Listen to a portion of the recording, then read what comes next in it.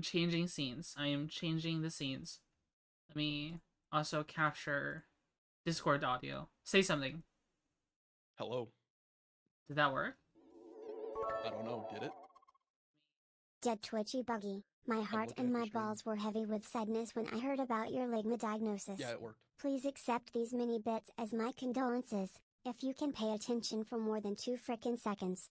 Love, Mystic_Matt, I just dictated need to not probably read. change my sensitivity a little bit because it catches a lot of background noise when I'm doing stuff. Mystic Man, thanks so much for the 100 biddies. Also, Corey, thanks so much for the 4 months. Thank you, thank you. Okay, that should be good. Let me play some music. Yeah, that should be good. It's not catching me slamming my mouse around anymore. Okay, let me change reactives. Reactives is kind of big. Oh god, I just realized when I dated Windows Enterprise, I lost my model. My Wait, kitty model. wait, really? You didn't back it up? No, I'm an idiot. Wait, no, it should be. Yeah, In your emails or something? It's probably in my emails, and there should be it should be saved by Steam, right? No. No, it's probably not actually. Yeah, you're right. I'm a fucking idiot. Oh no, why did you do that, Jack? It's so sad. I'll figure out where it is later. Okay. I gotta redo a lot of stuff on this computer anyway. Hey, at least the computer doesn't run weird anymore where we're trying to play a game and I'm the only one getting an error. Mm-hmm. I'm hearing like a weird sound. Do I have like a stream open? Where did I hear that? I don't know. I have no idea. I hear myself. I think. Is one of I've these... seen somebody say that I'm really quiet. Are you really quiet? That's what somebody said. Oh. Oh. Okay, hold on. Am I talking? Hello? That's probably better. I had Discord sound made quieter. Also, I just realized that my thing is not saving some settings properly, so I needed to also take off my inputs reading. My chat mic was picking up music, games, consoles, inline system, and samples, so I think you were probably hearing your own stream through me. Oh. Yeah, my thing's really screwed up for some reason. It's not saving the profiles properly for my GoXLR. Mm-hmm. Okay. Alright. I think all the settings are set up, so, you know, Scuff Stream, classic Scuff Stream, because why not? Mm-hmm. Classic. Certified Hood Classic. It's been Hell yeah. a long time since we played Age of Sigmar again. I'll be honest with you, chat, I've forgotten how to play again. And we're... Tyjack, do you want to introduce yourself? Hi, I'm Tyjack. I have literally no lore because nothing has been done for me so far. Uh-huh. And that is my dog barking at me. I don't know if you could hear it. Doggy. She likes to bark occasionally. She gets jealous when I'm talking to somebody that isn't her. How dare you talk to computer? How dare I? How dare. And what faction are you playing today, Tyjack? Tell us about your army. I am back to playing my Ossiarch Bonereapers with a bit of a different setup. For one, the Harvester was a little underwhelming. So instead, I have brought some of the elites of the Bonereapers, the Harbingers, which are the big difference of this army. Mm-hmm. I also brought along a Bone Shaper who is going to be here to basically heal my guard constantly. There's going to be a lot of guards being healed up constantly. Okay. So the Harbingers, as you can see, they are big, scary units. Okay, 10-inch movement, 6 health.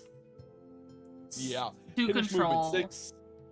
Saves on 4s, which not great, but the big thing is that they're spirit weapons.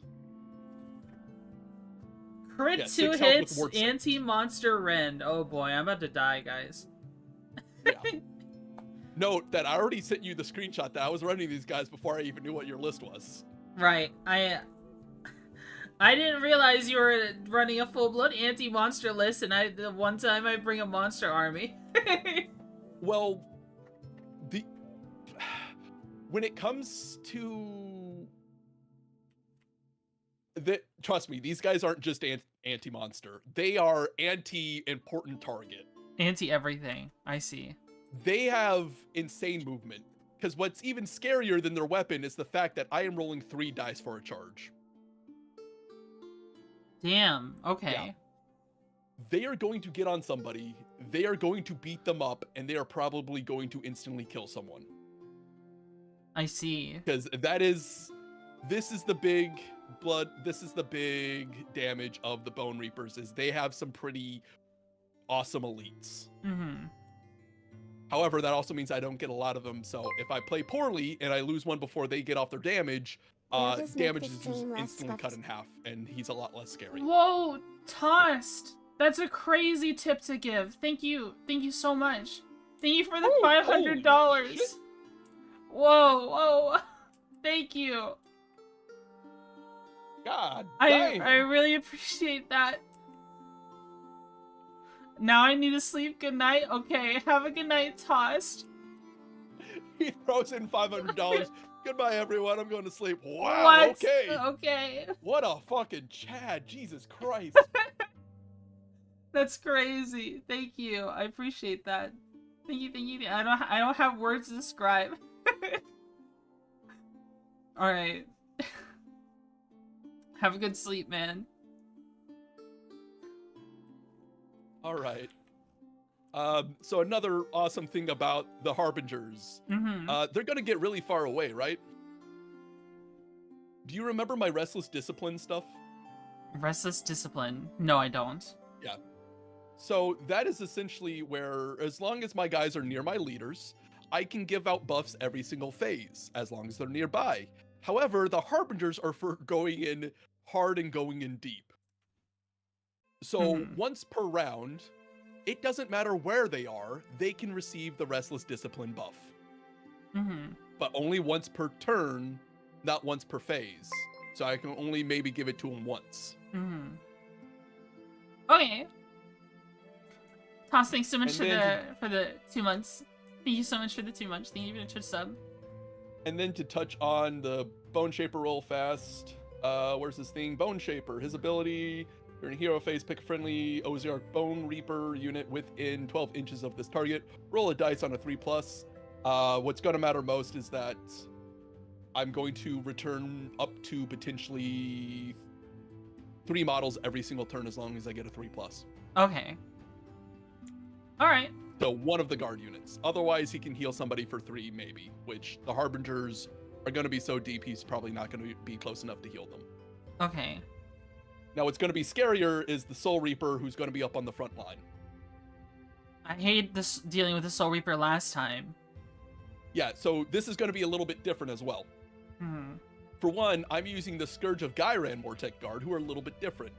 They don't have Shield Wall. However, they do have Shield of the Legion, where as long as I am near a friendly Bone Reaper Mortison unit, which he is a Mortison Soul Reaper, anytime the Reaper is going to get targeted by an attack and they are nearby, you're losing Rend. You lose 1 Rend against him. No! Stop! Why? And now for what the Reaper is going to do, because he is just going to be obnoxious this entire fight. You're going to lose 1 to wound rolls against him. If he is in combat with a unit, they lose 1 to their wound. I see. On top of that, for the traits I decided to take on him, he has Ward 5. Instead of the innate Ward 6 everyone gets. And Mighty Arc-Ossian.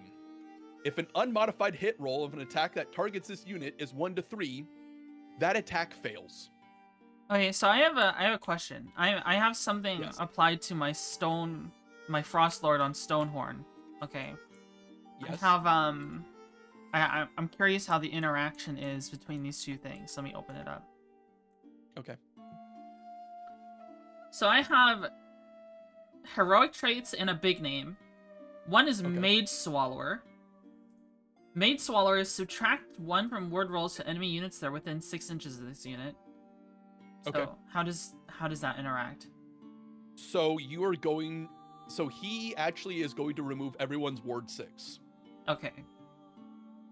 That's pretty However, good. he will only reduce. Yeah, that is really good against any death army. Honestly, all the death armies have ward 6. So that guy just removing their ability to ward save, which is kind of their big thing. Damn, that's scary. And then The Reaper would still have ward 6 though, because he has ward 5. You subtract 1 from it, ward 6. Okay. And now you talked about how, affecting his rolls 1s through 3, right? Yes. I have Unmodified another 1 to 3 fails. I have a I forgot to choose an artifact. I'll pick one in a second. Heroic traits. I picked Great Gut Lord. Mm-hmm. Ignore negative modifiers to this unit's control score and to hit and wound rolls for this unit's attacks. Oh, it says ignore, so yeah, you get to ignore that. Okay, so the Frost Lord. Well, it's just the Frost Lord, not the Stonehorn. Damn. Right. Oh. Isn't that how it works? Because it's a companion. Can send me what it says on there. Like, take a little screenshot of that entire thing and let me see it. Okay. I'm just going off of new recruit. Yeah. New recruit should be fairly accurate. I just need to see exactly what the wording is.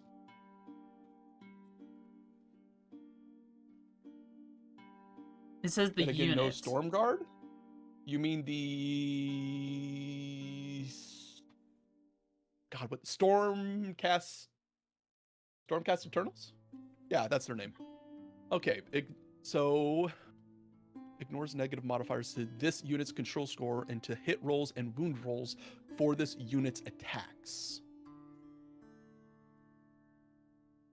So for companion weapons, that is, it ignores positive modifiers unless it specifically lists it out. It doesn't ignore negative modifiers, but your thing specifically says that you are ignoring negative modifiers, so I would imagine that that affects that entire unit. Okay. So it includes the companion. So you've completely negated my Soul Reaper's ability. Yeah. Now I just gotta not get the Frost Lord killed, and actually use him effectively. Yeah. How much health does he have? I think it's 15. 15? Here. He definitely, I could get the one shot on him, but it would be dicey. He looks kind of similar to everyone else, so here you go. I'm gonna tint him so you can tell. He's got an orange ring now. That way you can tell which one. He's the big bad one. Mm. And these are just Stormhorns with Blood Vultures. Yeah. Interesting. So I'm also noticing a lot of your guys are hitting on 4s anyway. Mm-hmm. Damn. Because ogres miss, because they're that kind helps me for all-out attack, but unless you have something that gives you +1 to hit, it's not really helping me a whole lot. Okay. What does all-out attack do again? Yeah, add 1 to hit rolls. So I would, as long as I'm not getting affected by, I guess that's just his aura for just himself, isn't it? Yeah, that's just for him. Mm-hmm. So he's ignoring all those abilities, but everyone else still has to pay attention to it. So at the very least, when those guys are doing all-out attacks on me... Actually, wait, no, I'm thinking about this. Because Ossian says nothing about it being a negative modifier. Yeah, you literally have 0 reason to all-out attack ever. Really? You just get no benefit. It's not a negative modifier, it just fails. So, yeah, it could help you hit on 3s, but if you're in combat with the Soul Reaper, right. There's literally no reason, because he just automatically makes it fail. Doesn't So matter if it hits or not. So I can do it to the Mortec Guard, and I can do it to the Morghast Harbingers. Yes. Well, yeah, as long as you're not actually in, as long as he's not close enough to be in combat. Okay. Wait, whoa, wait, let me relook at that for thinking about this again. Mighty Arc-Ocean that targets this unit. Okay, so the hit stuff is only against him. Against everyone else, you can get away with it. Okay. All right. I am wrong. You do have reason to all-out attack occasionally. Just remember that there is a penalty to all-out attacking. Is there? Yes. For the rest of the turn, subtract 1 from save rolls from this unit using this ability. Oh, wow. So you can't just use it. I mean, everyone was using it on everything all the time. If you went second, Right. for this turn, if you go second, that makes sense. But if it's against somebody that you know is already attacked, then you can all-out attack because you don't need to worry about him striking you back, and then the turn will end, and you won't have the negative modifier. Right. Right. That makes sense. Yeah. I don't know. It's almost making me wonder if maybe I should take any 1 to 2 rolls. You just take mortal damage. No, we're gonna keep it as is. All right. It's a little bit of I didn't know what I'm going into. You didn't know what you were going into, because I have guys that are really good that are even better against monsters, and then you have guys that kind of negate a lot of my stuff. Yeah, so, hey, just the Frost Lord, really. yeah, just the Frost Lord, really. But still, he's like the big truck nuts of the entire army. Truck nuts. All right. Now to also go over real fast my faction terrain, my Bone Tithe Nexus. Pick a visible enemy unit, which, by the way, that is big on the new rules. Visible.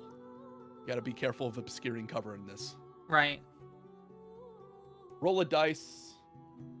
Pick one of the following abilities. Subtract 1 from their hit rolls, which I can't even do that to your big guy. Subtract 1 from their casting rolls. You don't even have a wizard. Half the target's move characteristic for the rest of your turn. That sucks. I hate that one. Oh, I'm sorry. Until the start of your next turn. Sorry, I misread that. I still hate it. Or inflict D3 mortal. And then the manifestation lore. My horrors of necrocalypse. I can't fucking speak. Horrors of necrocalypse. They all have fly, which is kind of sucks because that means that they do not get any benefits of obscuring cover. They look cool. There it is. Yeah, they look really cool. They're not the greatest because there's a reason why they cost 0. Okay.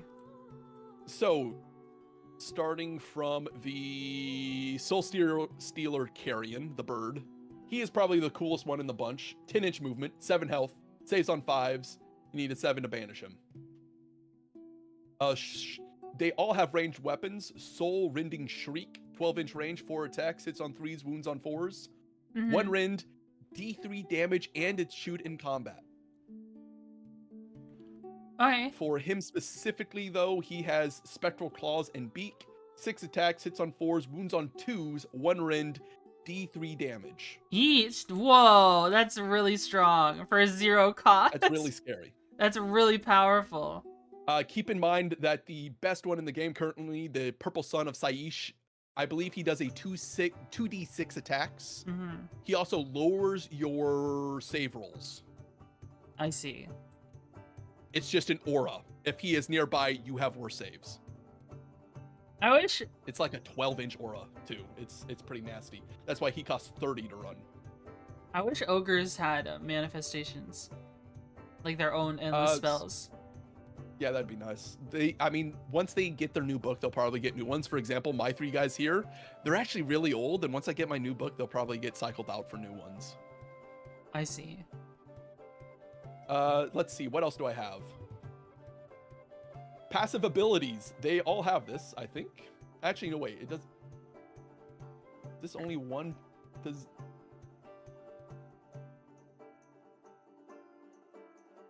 Ah, okay, they all do get different ones. Okay, Soul Stealer Carrion. Oh, I'm wrong. He does not have a ranged attack. Okay, I've been misreading this a bit. He's not the scariest one. They're all kind of equal in some way, shape, or form. Oh, okay. So, Avian Sentry, sorry. He subtracts 5 from your control scores from enemy infantry within 6 inches. So you don't even have infantry. You have a hero who might be infantry, but most of your guys are monsters. Yeah. So actually, he's probably not somebody I'm going to be taking. The 10-inch movement is cool, but doesn't help me a lot. Okay. Then we have the Nightmare Predator, the guy in the middle. Mm-hmm. I think at least. No, okay, it's the guy on the end. Never mind. The Nightmare Predator. 8-inch move, 7 health, 5 to save, 7 banish. Lacerating claws, 6 attacks, hits on 4s, wounds on 2s. 2 rend, 2 damage. That's a lot of rend. That's a lot of rend for a manifestation. Yeah. And his ability is a lot scarier. If this manifestation was destroyed or banished this turn, and this unit is summoned, and that unit... sorry, I'm not reading very well. If this manifestation was destroyed or banished this turn, and the unit that summoned it is on the battlefield, roll a dice. On a 4+, that set up this manifestation again within 12 inches of the unit that summoned it, and more than 9 inches from all enemies. So he has a chance to just pop right back up for free. That's annoying. I hate him. I hate him.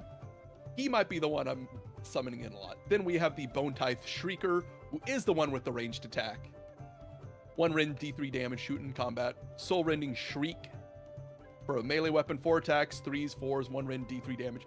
Literally, he gets to do Soul Rending Shriek twice a turn, basically, if he's in melee with someone. Oh, wow. Okay. Then becomes the scarier part.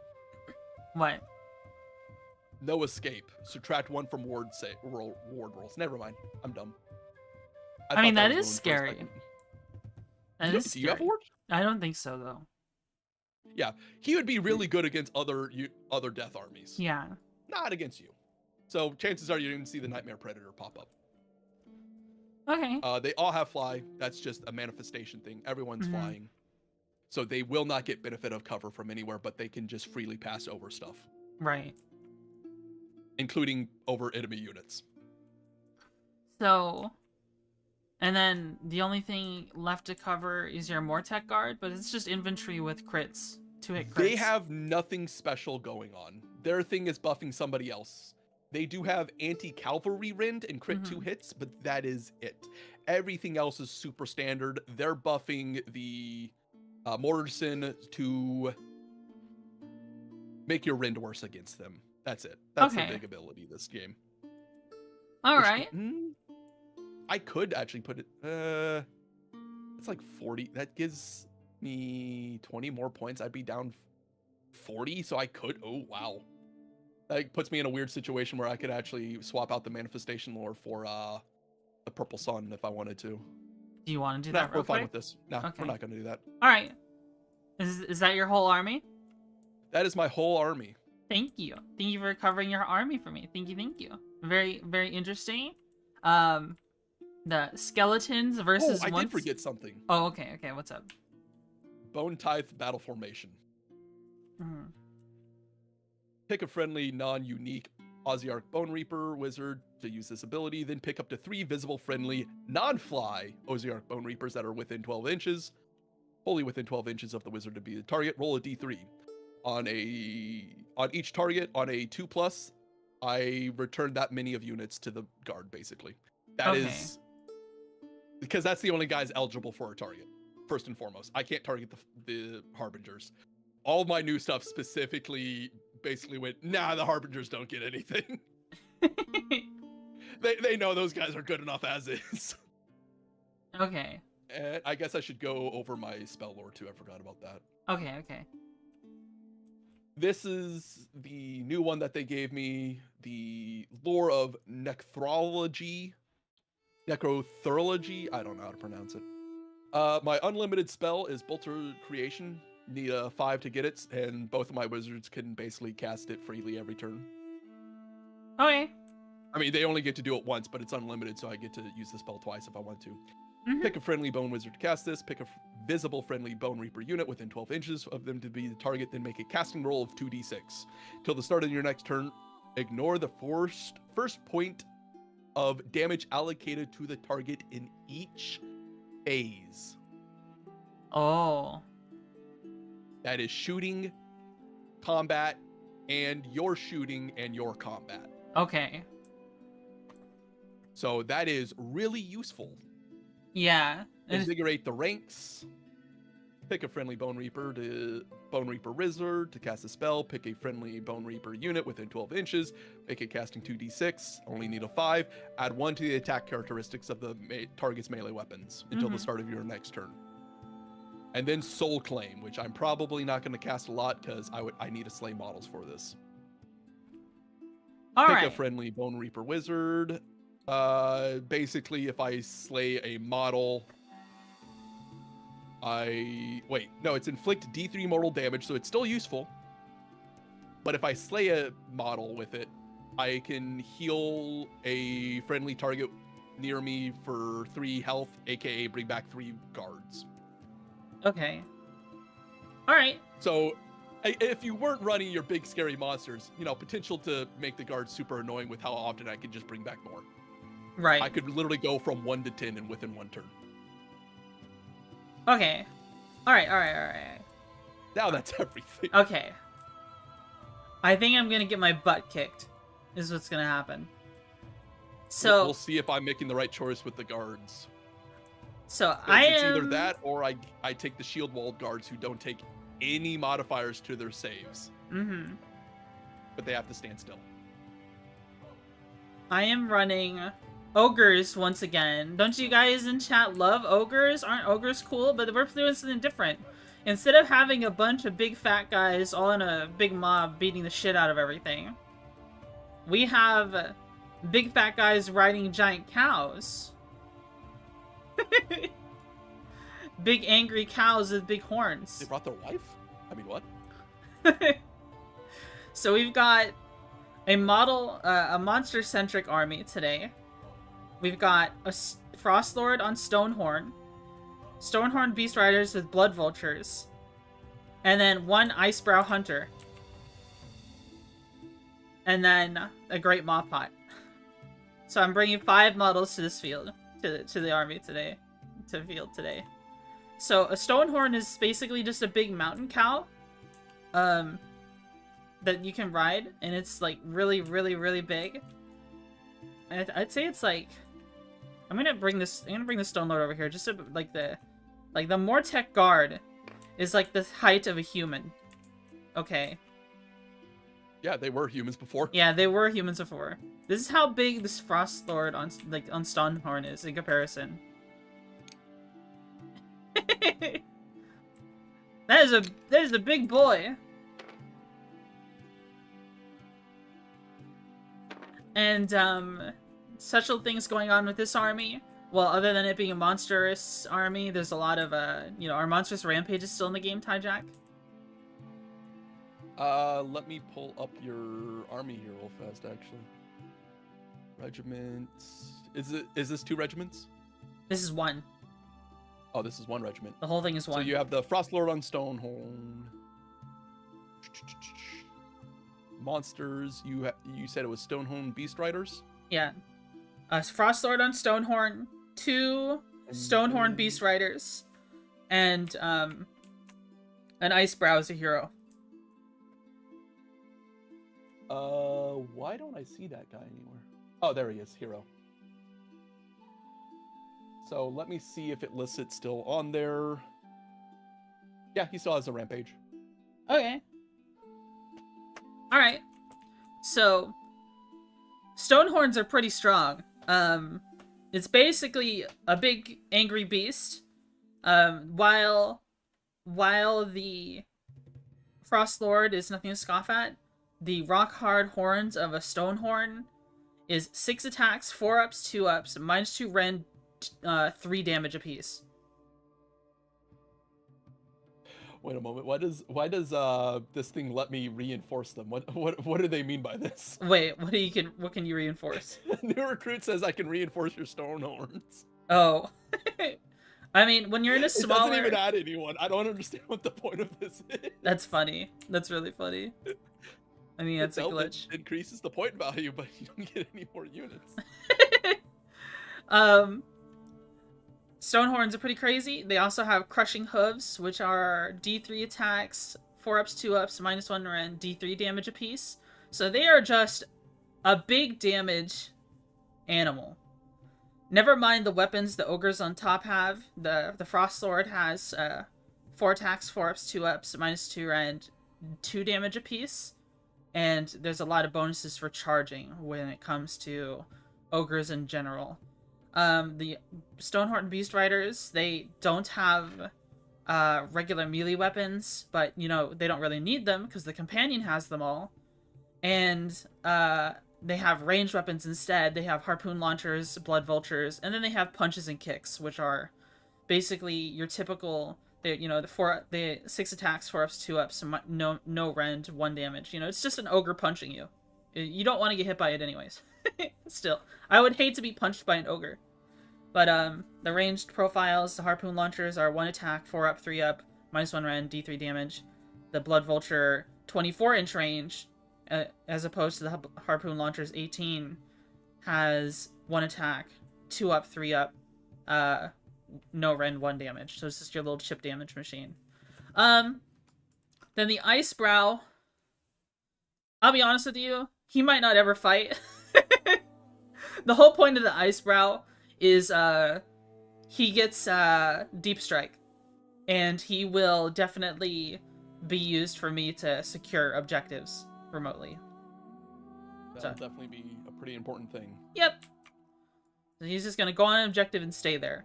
The Great Mob Pot, I'm pretty sure, unless they change the rules on it. Let me take a look real quick. The Great Maw Pot? Yeah. Okay. Where is... How do you add terrain on here?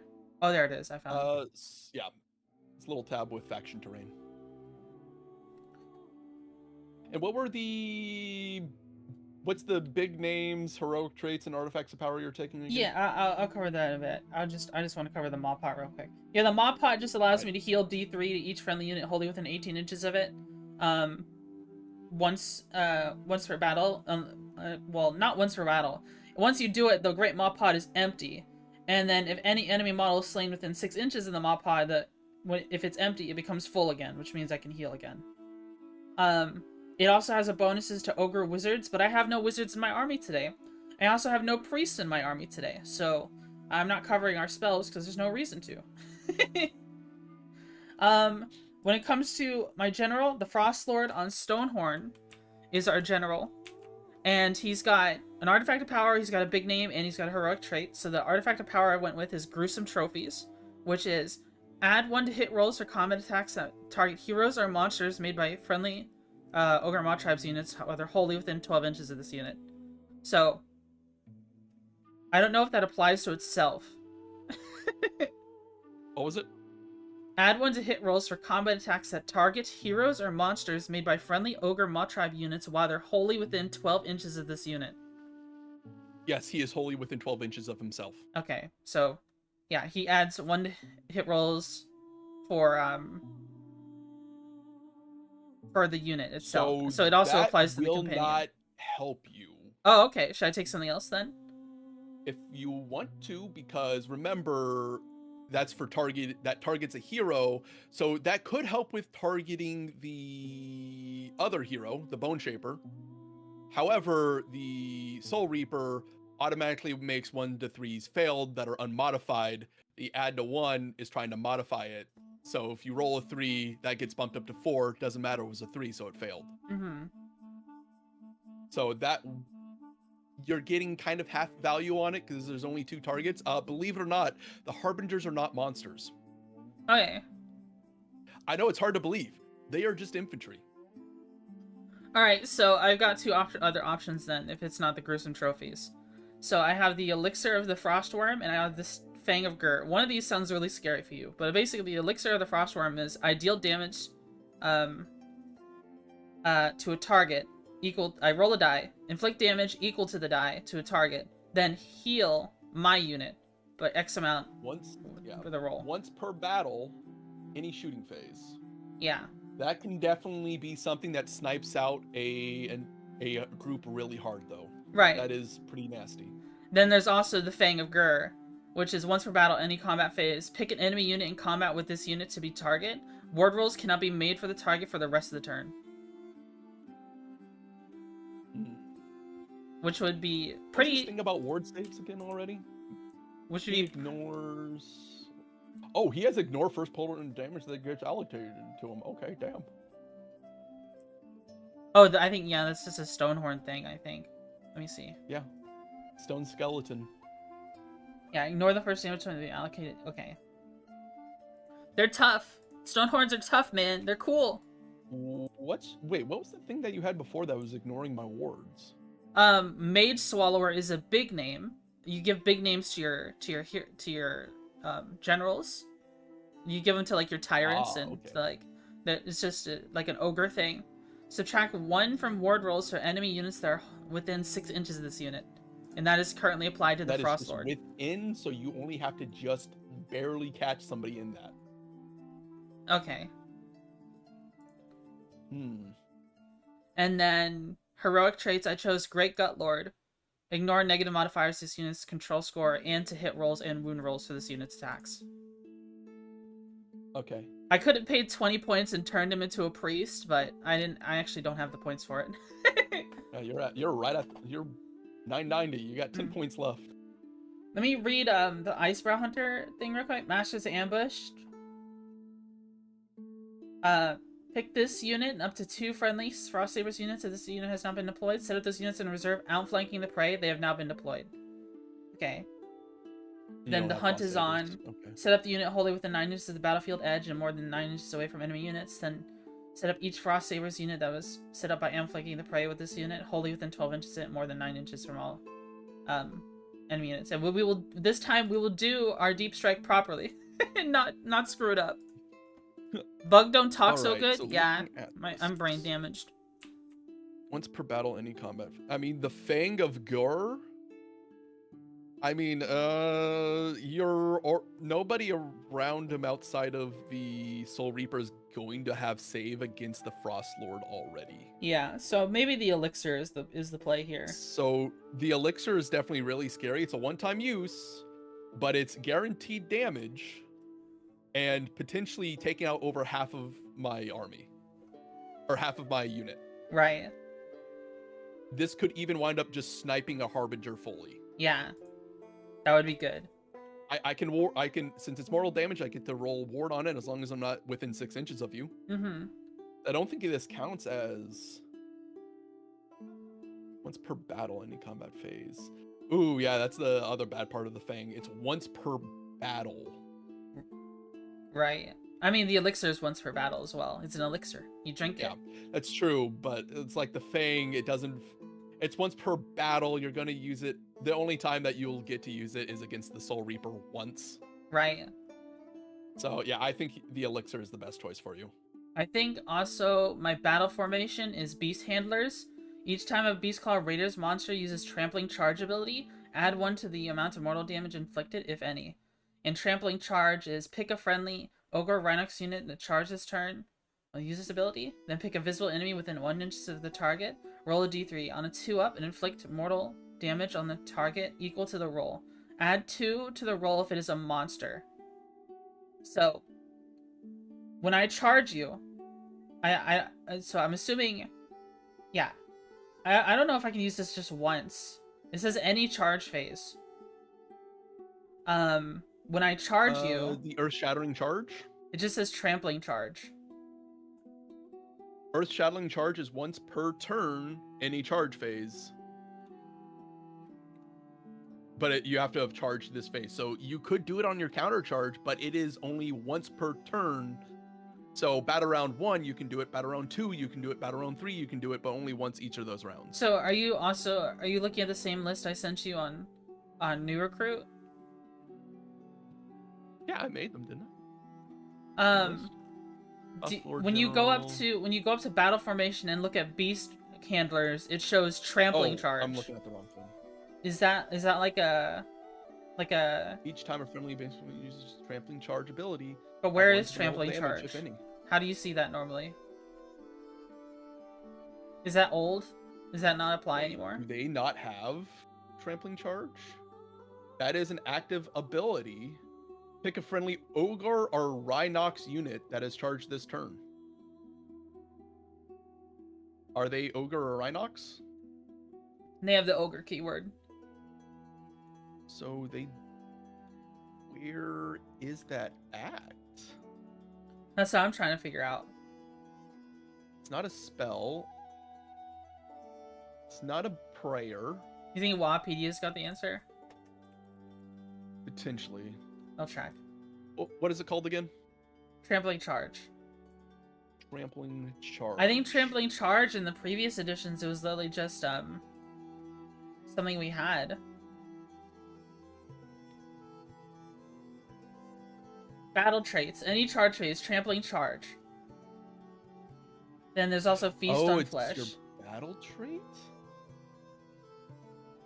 And then add to... Okay, so my battle traits are Trampling Charge. Any charge phase.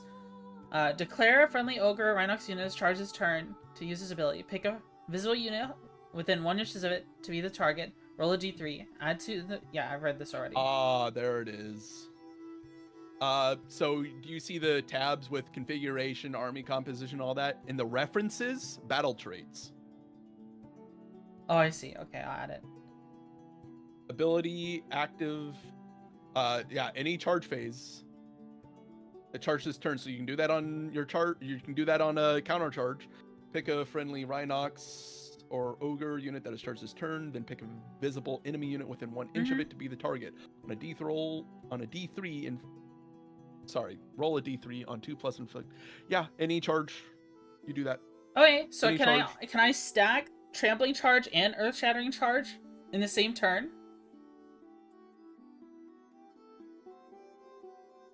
It's a matter of what happens with Rampage stuff.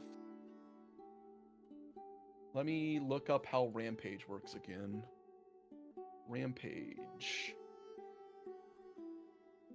So, Earth-Shattering Charge reads, if this unit charges this phase, pick an enemy unit within 1 inch of it to be the target. Inflict D3 mortal wounds and mortal damage to the target, then roll 2d6. This unit can move a distance up to the value of the roll during the... Okay, so this allows me to move again, basically, after I've already charged. Yeah. And it can pass through units in the target unit, but must end that move in combat. I'm just trying to figure out what's going on with Rampage keyword. Sigmar, let's go! It should list it.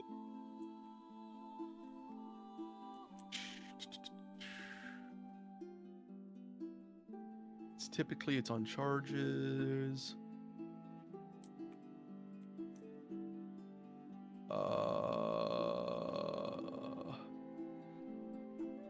It's not list anything there. Or phase prio shooting. Stonehorn Avalanche. What?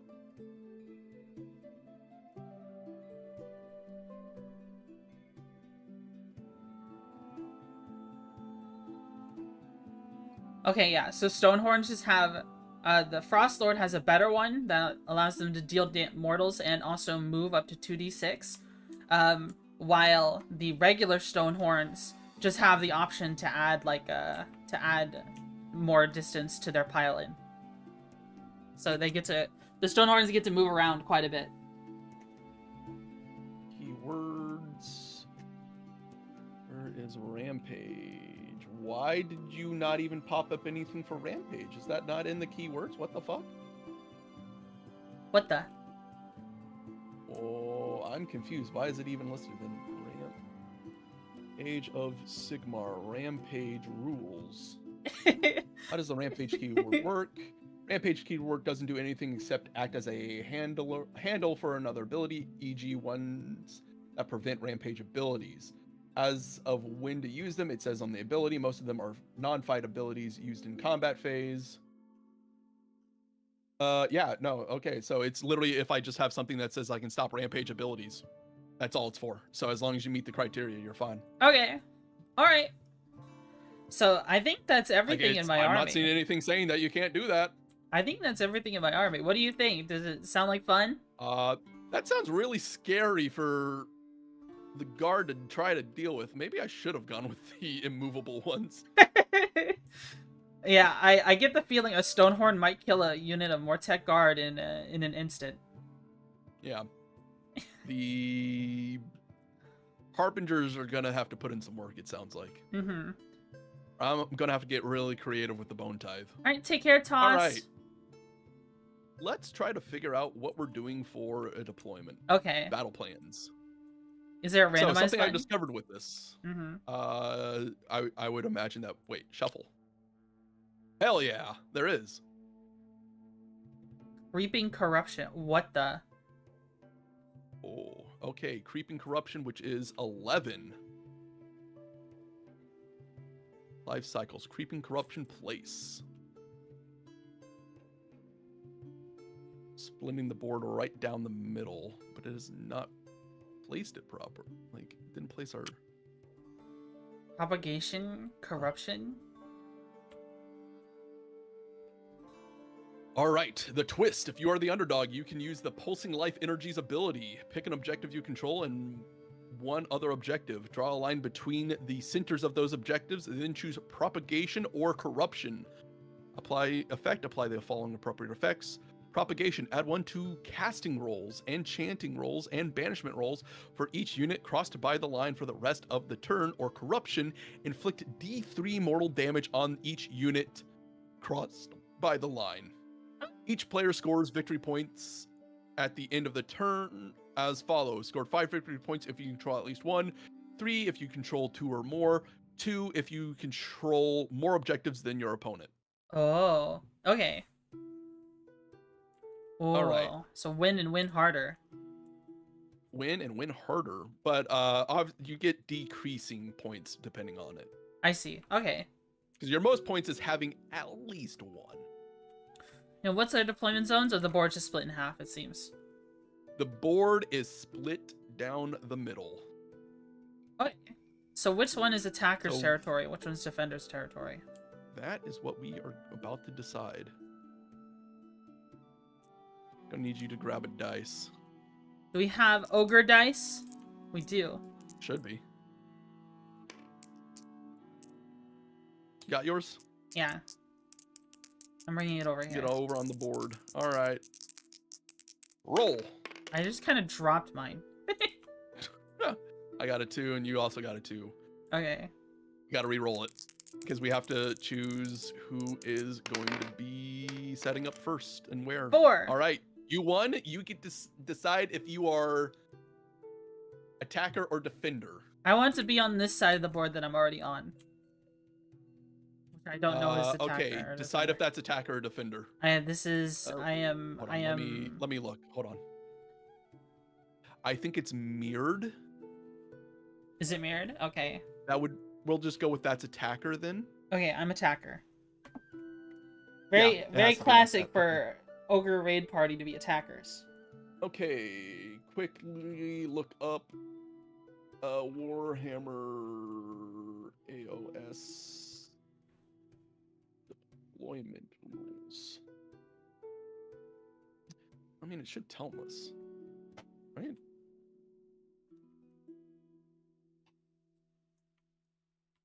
Want my dice back.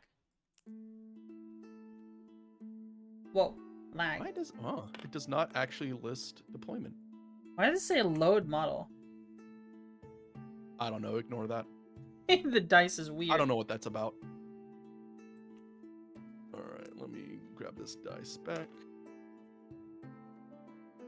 Anything over there? No. Okay. Let me look for what the quick start rules are. Deployment. All right, you must be 9 inches from enemy territory. Okay. I think, hold on. We start with putting down deployment phase. Deploy faction terrain using deployed terrain abilities. Alright. Set up the faction terrain target feature within friendly territory more than 3 inches from all objectives and other terrain features. So when it says 3 inches from the objective, it is literally the marker in the middle itself. The ring is 3 inches. Okay. So as long as you're not inside that ring, you're fine, but you need to keep it 3 from other terrain features. That is a terrain feature. Maybe like right here then. Let me find a ruler, inches. You rotate it. So from the place of power. Oh, that's still in centimeters. Grid inch. Yeah, you're 3 inches away from there. You're not on the line there. More than 3 there. Right, that's and a you're good definitely spot. More than 3 there. All right. Because how do I set up a grid?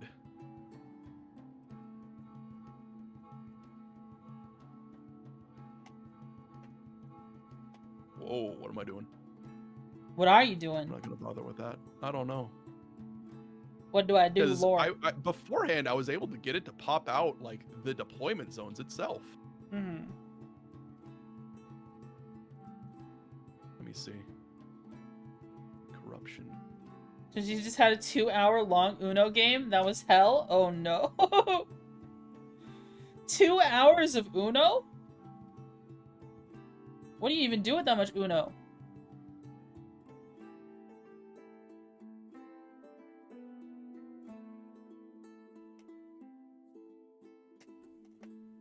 It was longer than 2 hours. Oh my god. How are you even still alive?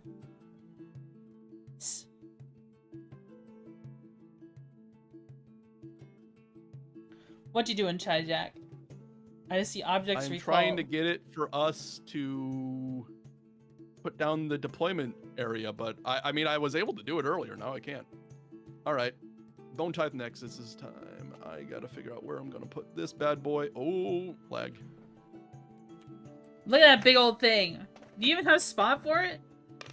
That is a good question. I don't know if you've got a spot for it. Can't fit there, can't fit there. Gotta be wholly within. I don't even think I can put it right there because I think that's in your territory at that point. I mean, the trees are a terrain too. Wow.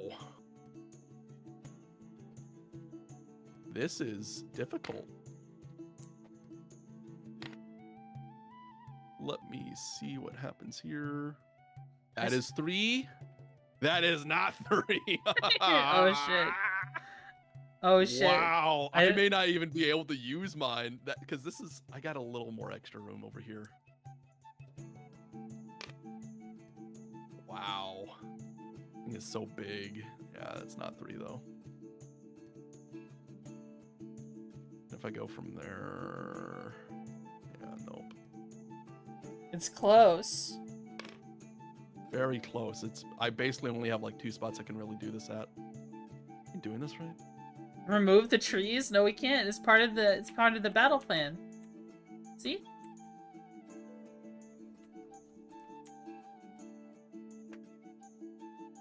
Wow. I might be fucked.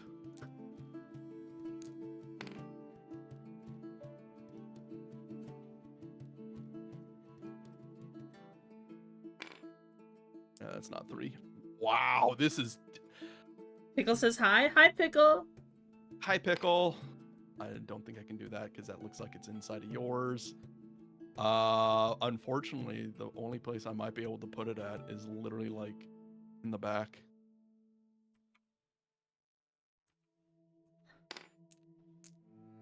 All the way in Tito's hut. That's not... Well, can I hang it off the board? Is that allowed? Nope. There's a little bit of bones just on top. What the fuck? I think you can rotate it the other way so the bone pile's on a different spot. Yeah, that side might be better. It's gonna be hanging off. No. This is ridiculous. It's so dense. I think that means that I just can't place it. Oh no. Do you want to change battle plans? Well, it's literally, I just don't get...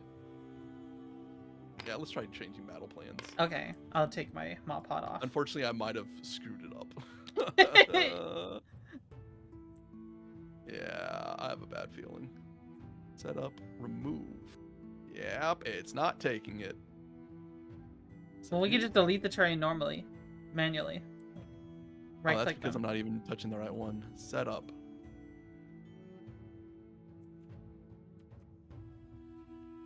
Is it stuck? Yeah, just delete.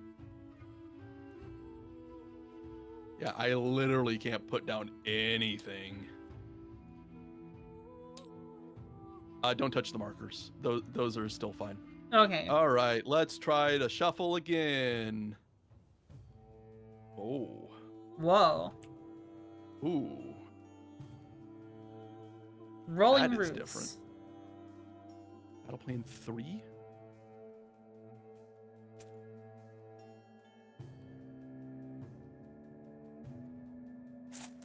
Let me set up. I've gotten it to put the full deployment zone down before.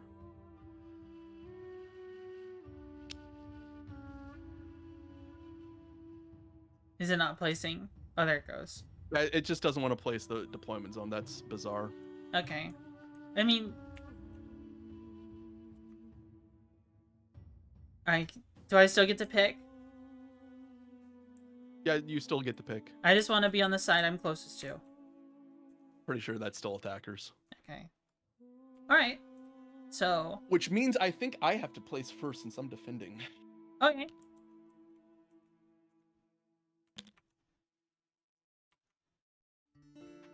I think. Let me look.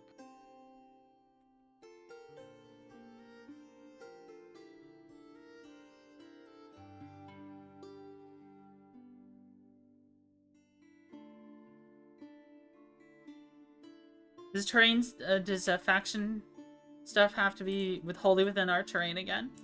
Our side of the board? Yep. Okay, so Faction this terrain Mawpot's is not gonna do only anything all within game. More than 3. Nah. You don't like that There one? we go. That one's interesting. Whoa, what's going on here? Oh! Now we get to have some big fights. Pick a friendly unit that has all the models within 1 inch of a terrain feature to be the target. Return 1 slain model to the target unit that doesn't benefit me at all! Ooh, that benefits me. Holy shit.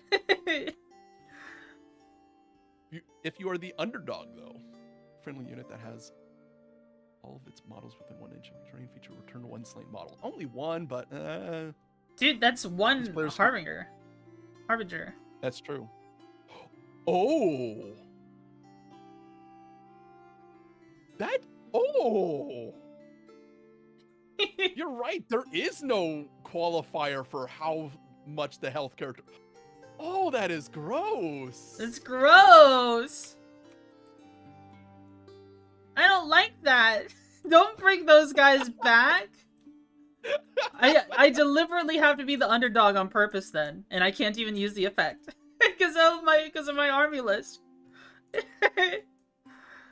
Wow. This is a cool looking finally an even I mean, fight. this gets us much more like into a fight, you know? Yeah.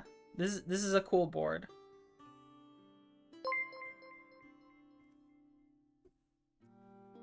Forest Dweller, thanks so much for the raid. Thank you. What were you playing, man?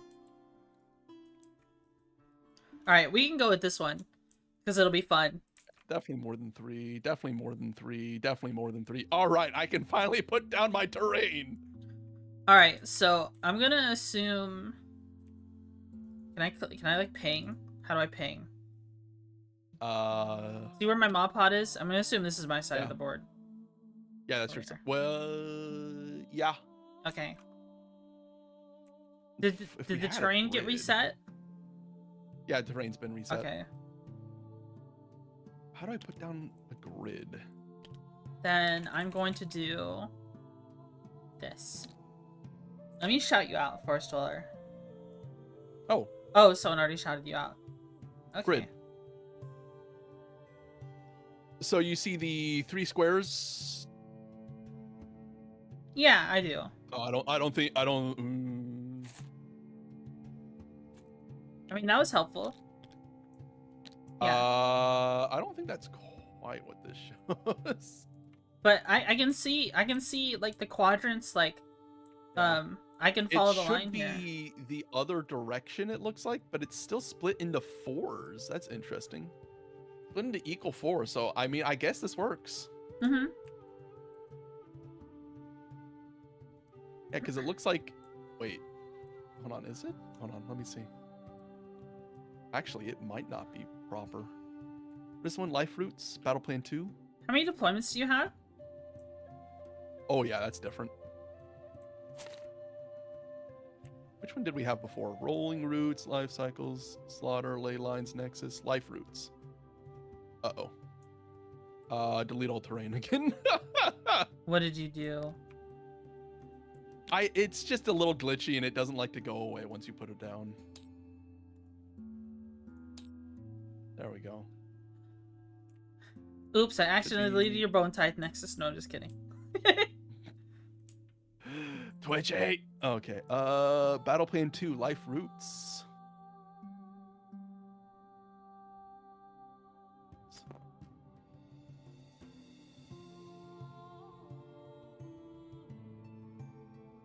Is that the right terrain Yeah, now? there we go. Yeah, it looks like the right terrain now. Okay.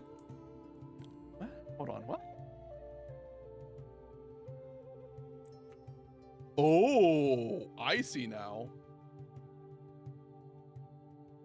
We're split here. Oh, yeah. That's what's going on. Oh, okay. This isn't... Can I rotate this? So am I on the left side of the board or the right side? I'm on the right side, I think. I'm over here. Yeah. I can't rotate this. So... There should be... So you see where the big place of power is? Right. So 2 down, 3 across, and up. This is your territory. Oh. Oh. Wait, is it? What? No, because, wait. I am so discombobulated by how this looks. Discombobulate. Discombobulate. I don't think that's right. Wait.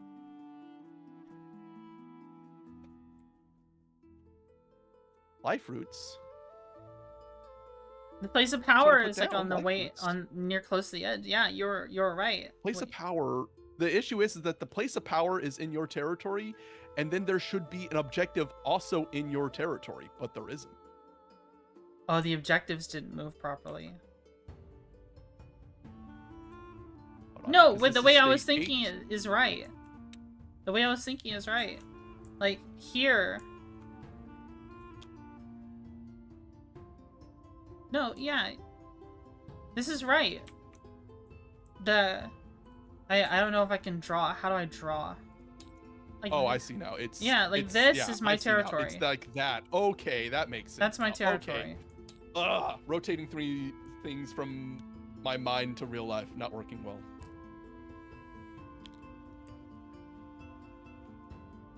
I mean, I want this thing right in the fucking thick of it. That's fair. That's 3. That's more than 3. That's more than 3. Oh, baby, we set up. Okay. Alright, now is it time to deploy? How many deployments do you have? I have 2 regiments. Okay, I just have 1. So there's literally no way for me to finish deploying before you. Mm-hmm. So what do we do? I want to see you place some of your models first. So I know where to put mine. We're gonna start with the Soul Reaper. Okay, Wait, we can I have to even... be- Hold on. Can I even fit through this? Can I... You can't. Can I do that? Is let it a me legal move? remember. Obscuring cover.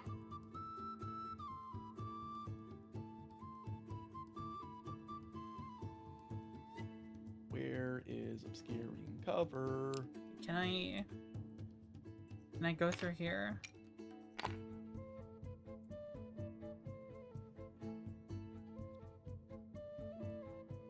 Rain, just give me the first thing. Core rules. Wait, this is already there. Terrain.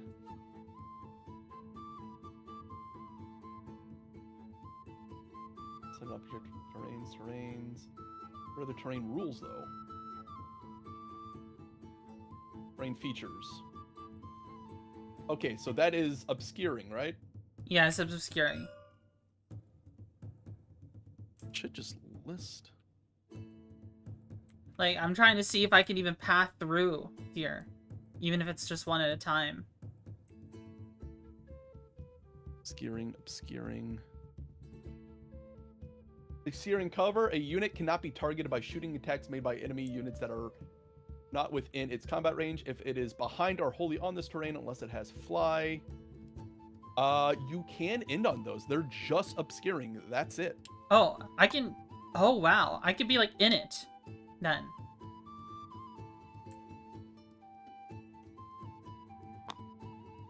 I could be in that terrain, is what it makes it sound like. Oh, okay. Yes. Alright. Note that it's basically just melee attacks that don't care about this because it was within combat range, so melee attacks aren't getting screwed over by that. Yeah. Alright. Okay, so you deployed... It is... Wait. Obscuring terrain. Cover cover obscuring and unstable. You can move through it, but you can't end on... Wait. It just says obscuring. It doesn't say across, but unstable. cannot be set up. So it... I'm fucking confused. It is obscuring terrain, which has the keywords cover, obscuring, and unstable. Oh, okay. So I can't end on it. Alright. I'm reading it properly. Hold on. Okay. Models can move across, but cannot be set up on or end any type of movement on any part of the terrain that is more than an inch tall. That's pretty damn flat. So I can't... So if it's an inch tall, then... You can end on it. You can. I can? It's the place of... Notice the place of power is also obscuring. Okay. So that is the one that you can't end on because it's so tall. Right. So all the other ones you can end on because they're not tall at all. Okay. Alright. Oh, okay. Now that we got that out of the way. Holy shit, there's so many rules to try to remember for this. Alright.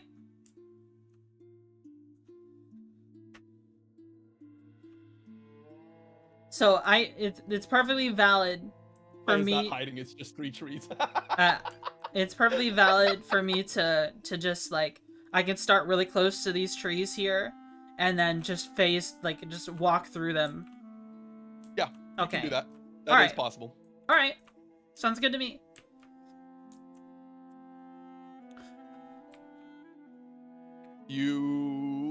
I mean, it doesn't really, I guess it, wouldn't that give you line of sight blocking?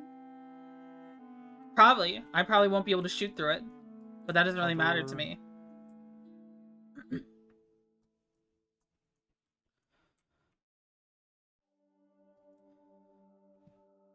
think there was something different about that part. Because it also helps for obscuring while every model in a non-monster unit. You're not going to get any benefit from it. Okay, so I don't benefit from obscuring. You will not be obscured. I guess everything is just right here, isn't it? So it has obscuring, it has unstable, move across, it cannot be set up. Okay, alright. Sounds fine to me. But I can still phase through it. That's all. I just need to be able to walk through it. Yeah, you can walk through it. There's Okay. nothing that says that it's impassable. You All can right. just go through it. It's not unstable either, so you're fine. Okay. You deploy your dude? You got more dudes? I'm going to deploy a regiment at a time. Okay. Means that these boys come out next.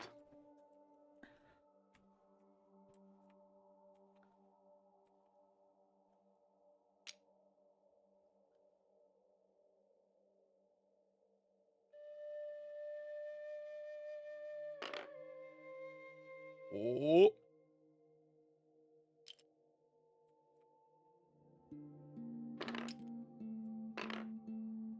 Oh, they're 2 separate units? Okay. Yeah, they are 2 separate units. Okay. I'm trying to remember how this works. So we have what?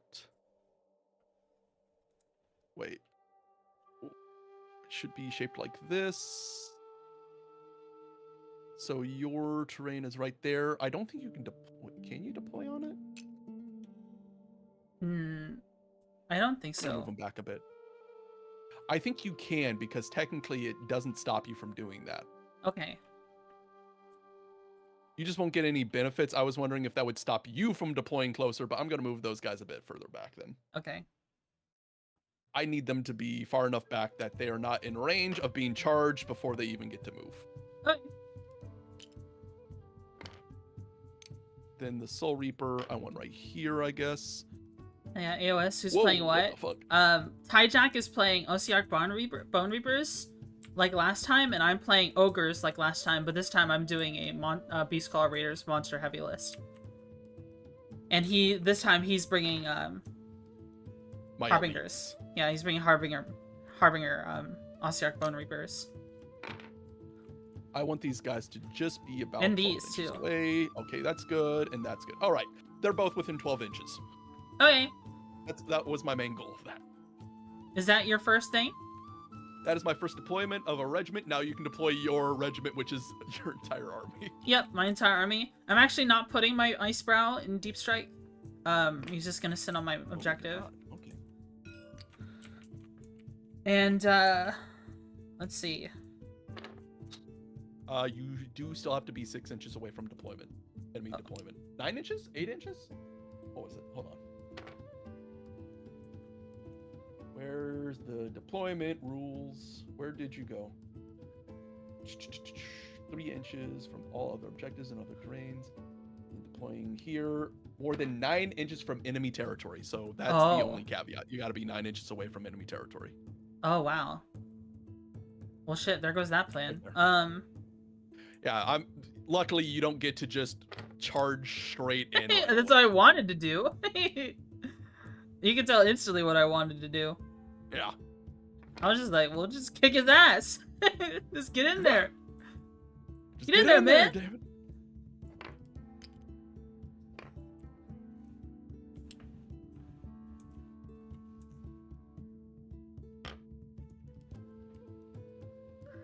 All right, how does that look? That look good? Actually, That is horrifying.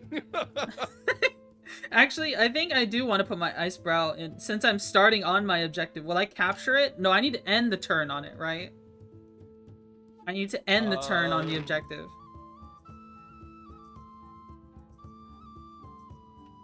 How does that work exactly? Let me see.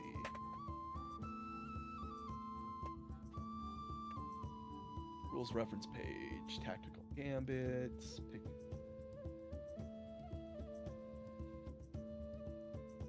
Oh, hey, this must not be updated. Hold on. AOS Scourge of Gairan.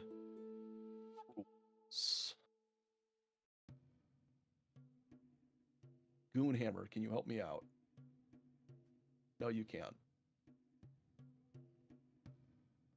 Wowhammer. No, I don't think you're helping. Rising pollen? That sounds painful. Yeah, it definitely looks painful too. Ugh.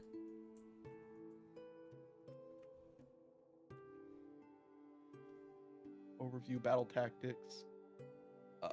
Look at that page in a bit, so I'll open you up in another tab because I'll need you command models. Does your Bone Shaper spawn entirely new units of stuff? Bone Shaper? Yeah. He does not have the ability to respawn somebody. Okay. I would. I'm rethinking maybe I should have that one. Because I have 2 different ones I could pick from. Hmm. The Scourge of Gairan one is the guy that can bring somebody back, if I remember right. Bone Shaper. This unit is not in combat. Pick a friendly Mortec guard that has been destroyed to be the target. Set a replacement unit within 12 away from 9. I'm trying to think. Do I want that? Do I want to bring back an entire one, or do I want the ability that lets me heal them? Hmm. Because that's the only issue. This guy can only do rallies for them healing, which means that they can't be in combat. Chances are I'm going to be in a lot of combat. At the same time, if you completely wipe one of them out, that might be really useful for literally just bringing them back almost instantly and then healing them the full. Yeah, I'm going to use the Scourge of Gyran one. He's going to be a little bit different. So instead of just like healing the guys, like bringing models back, he's going to buff their rally rolls. Mm-hmm. Anyone wholly within 12 inches gets 3 additional rally rolls. Okay. And then Bone Shaper, during my hero phase, I can bring back a half unit of Mortec Guard if they were destroyed. Okay. You know, I need the full unit destroyed to bring them back. Okay. All right. Want to mark 9 inches for me real fast? Yeah, let me do that. Line inches. Oh, this is I just select inches. Inches. It's not for selecting you. It's a setting. Like mine's showing inches. Okay. You picked up like some text with yours. I picked up text. Yeah, there's like a big text on the screen. That's strange. I don't see anything on mine. Let me look at your stream real fast. What? Melators. I think you picked up part of the set of the map. That is weird because that is not on mine at all. Okay, we'll just ignore it. And then the Bone Shaper himself will be right on the objective. Bone Shapur. The Bone Shaper. Yes.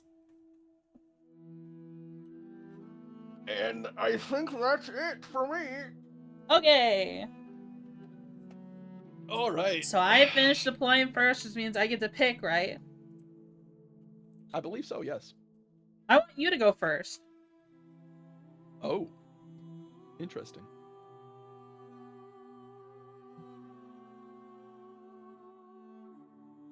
Okay, let me get over to this. Set to play mode. So I can actually see the guys fast. All right, they're going to be moving 4 inches unless I give them Restless Discipline. Mm-hmm. Let me go through all my hero phase stuff first. So we're going to start with Deadly Gaze. How many command points do you get? 4. Okay. I selected 4 on your side of the board. Yours has 4 now. Oh. Where did you... Oh, there it is. Yeah. Okay. Also, you have Intercept and Recover, right?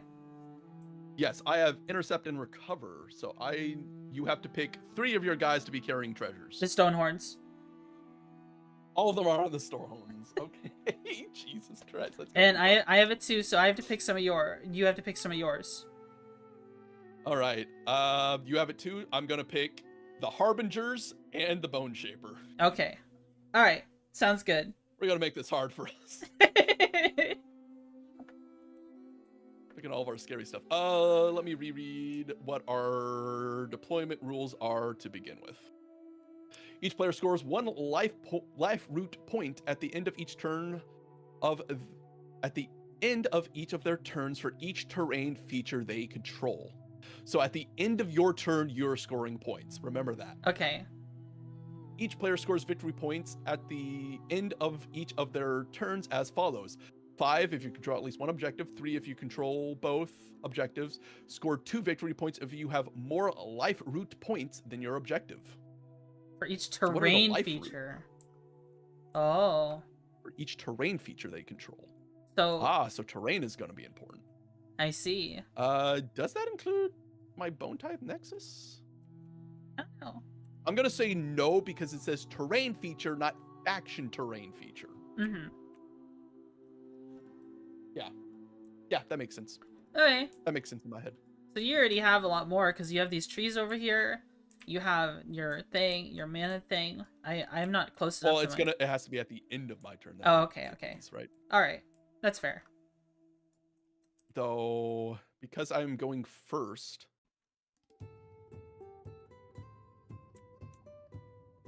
that makes it sound like it is at the end of each player's specific turn. So technically, I can get a bit of a lead for life root points right away. Mm-hmm. And then at the start of the we have to decide underdog. How do you decide underdog? Rolling. The first one is decided by roll. Oh, it just placed down at a 6, but I was shaking up. I got a 2. So I am underdog. Okay. It's not gonna matter a whole lot because Round 2. yeah, it's not gonna matter a whole lot turn 1, considering I'm not gonna be missing units Right. during my turn. Okay. So let's start with figuring out this. I am scared of your biggest guy. Everyone's within 18 inches of him visibly. Mm-hmm. So your big guy in the middle, I'm probably going to target him first. Okay. Where's my dice? That's your dice. Where's my dice? I need a 4+. What do we got? 2. Nothing happens. Nothing happened. Nothing. He shrugs All it right. off. Shrugs it the right fuck off. All right. Spell lore time. All right. So I can dispel even though I don't have a You caster. can't because you don't have control of a place of power yet. Oh, okay, okay. You can only do it during your turn. All right.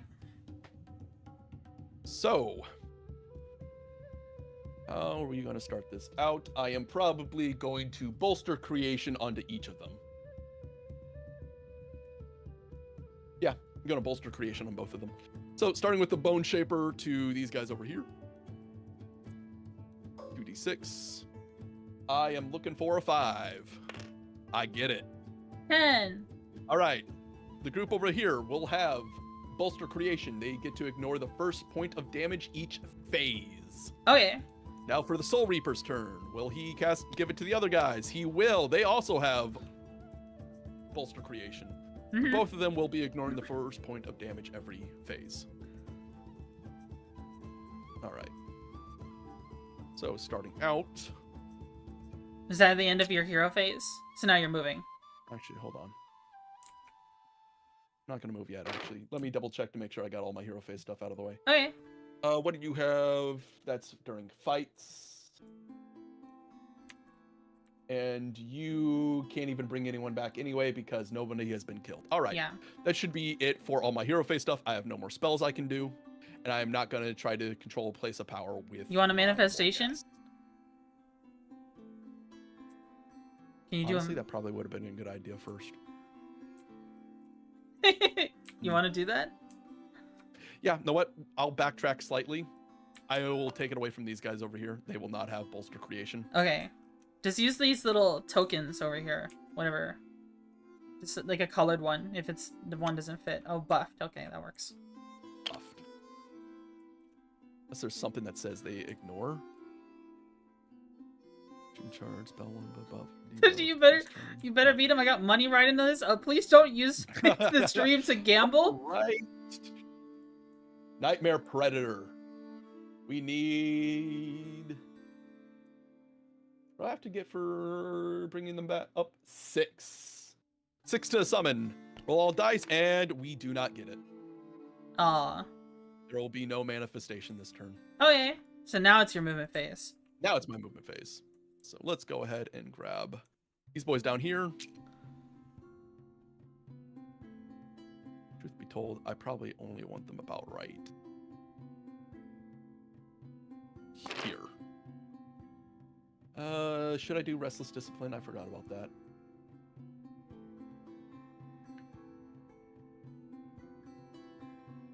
Why don't you have my Restless Discipline out here? Back to leave play mode real fast. Unlock you. Battle formation. Where's battle traits? Battle traits. Battle traits. There you are. All right, back to play mode. So for movement phase, I can give them either +2 inches. I'm not gonna be moving them a whole lot. But I could be moving the other guys a lot. What else do I have in my movement phase?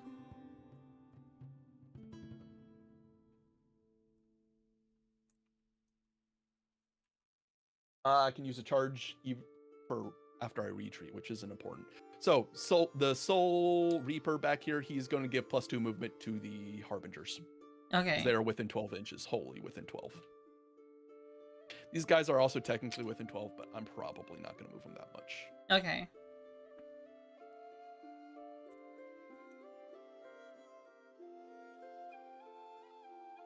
Four inches exactly. That's the farthest they can move.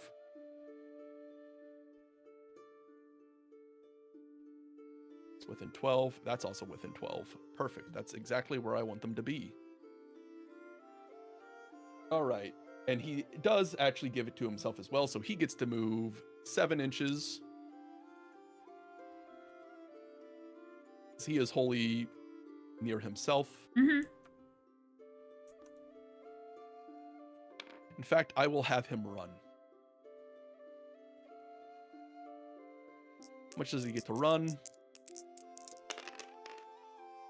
An extra 4 inches.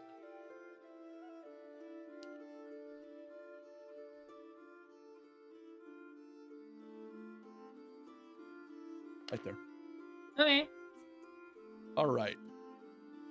Now for the Harbingers, who will be moving 14 inches. Oh. Or sorry, 12 inches. Never mind, 12 inches. So as long as they are...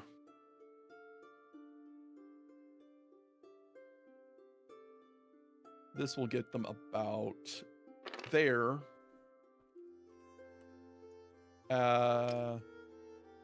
Yeah, I'm just going to have them about right here. Yeah. That's about their full 12. And these boys back here...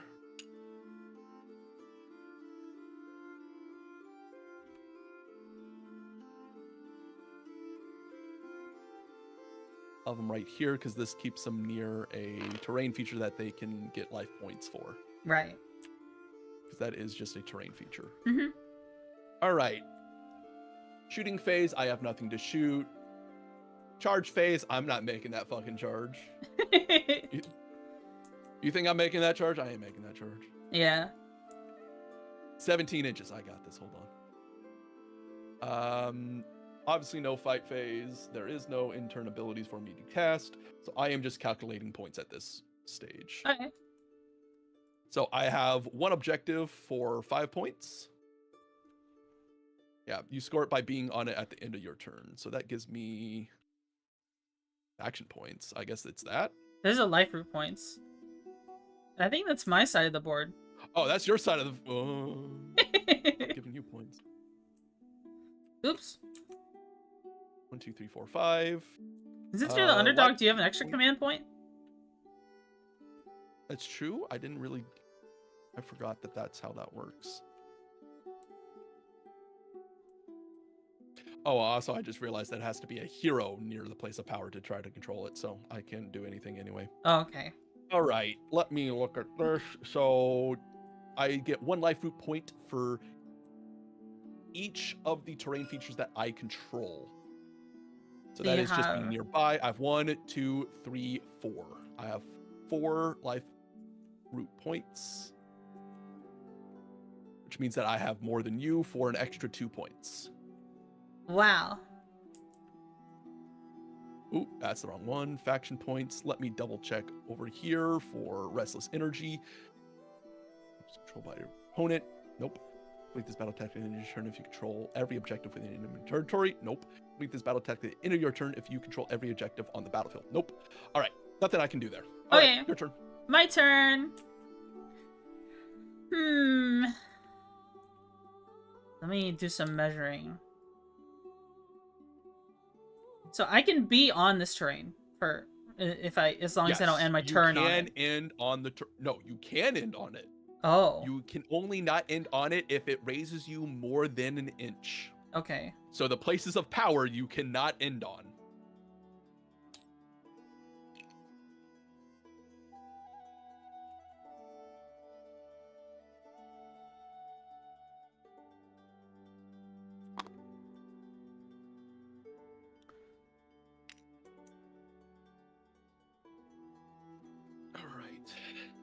I need to get my...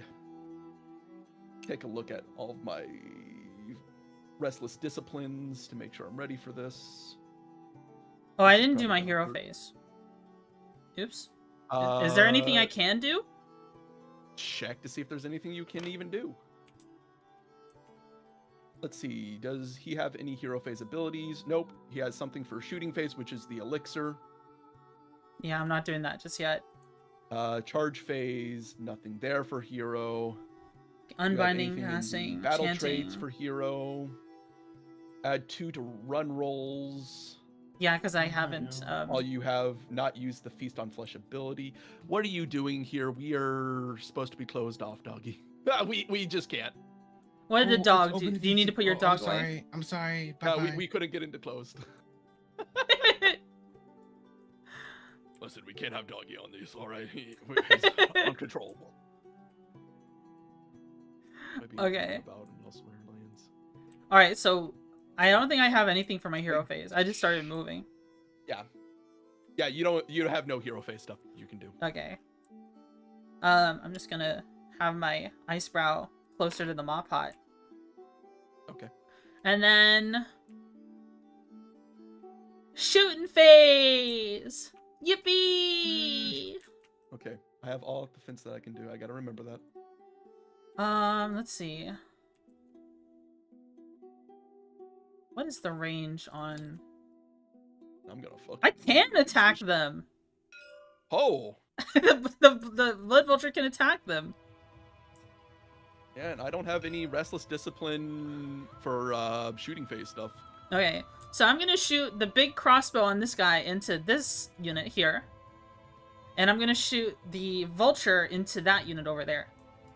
Sound good? Okay, Vulture into them and big crossbow into them. Let me think if I want to all-out defense. I don't know if I would want to Let me do that save for just my rolls. shooting. My shooting's pretty pitiful. Yeah, your shooting is pretty pitiful. That's why I'm double checking. This is just a beast rider, right? Yeah. Is 1 attack, 4, 3, 1 D3 Ren, or 1 Ren, D3 damage. Yeah, I don't want to. do Yeah. that. Okay. Alright, These are chip damage. so we're going to go with this first guy. Let's do the harpoon launcher first. So we're looking for 4 ups, 3 ups. Nice one, Ryan, D3. So, clear mat. Remove dice. Oh, Because you have too much stuff here right how now. do I remove the dice? Click. Oh, Clear right mat, click. right click. So 1 die. Looking 1 die for 4 ups. Okay, so that missed. Alright, now we're going Alright. for the blood vulture, The looking for Harbingers. 2 ups. Okay, Did that it. hits. Now we're looking for 3 ups. Okay, that wounds. And it has no rend, and it's hitting your Mortec guard, who has 4 ups save with 6 up invulnerability. Oh, I thought you were firing it. Oh, was the harpoon at the Harbingers? The harpoon is at the Harbinger. No, the harpoon. Oh wait, no, you're right. The vulture was at the Harbingers. Sorry, Harbingers. Okay. I forgot. So the vulture is 1 damage, no Ren, so I'm saving on 4. Saved. Okay. All right, that's that. No Do damage. I have vision? Can I shoot at this guy? With this guy? So he does have guarded hero. Oh right. So he's got all these guys next to him protecting him. If this hero's unit, they cannot be picked as a target of shooting attacks made by models more than 12 inches from them. Are you more than 12 inches? I am 9.7 inches away. So you can target him. Oh, okay, that's cool. I think I shall then. I'll attack him with the vulture and the crossbow. So let's do the crossbow first. So we're looking for 4 ups. Okay, 5 up hits. So we're looking for 3 ups. Okay, it doesn't wound. And then now we're doing the vulture. So we're looking for, what was it called again? 2 ups. 2 ups, 2 and 3 fail. Okay. I rolled a 1 Doesn't matter anyways. if you So okay. all my shooting is gone. Okay. So now we are All the shooting failed. charging. Hooray. Now we are charging. Okay. I think I'll charge first with this leftmost Stonehorn. Okay. So we need 2 die here. So keep in mind, combat range is 3 inches, and as long as you can be 3 inches away, you can attack into that unit. Mm-hmm. Okay. So, roll all die. Wow. A 3. Do you want to spend a command point to re-roll it? I have 4 command points. Yes, I would like to spend a command point. Okay. So, re-roll. 7. 7. That should be enough. Ooh, it's within an inch. Yeah. 7.8 is within an inch. You have made the charge. Alright, so let me read some abilities real quick. So... it is only into those 2 at the end.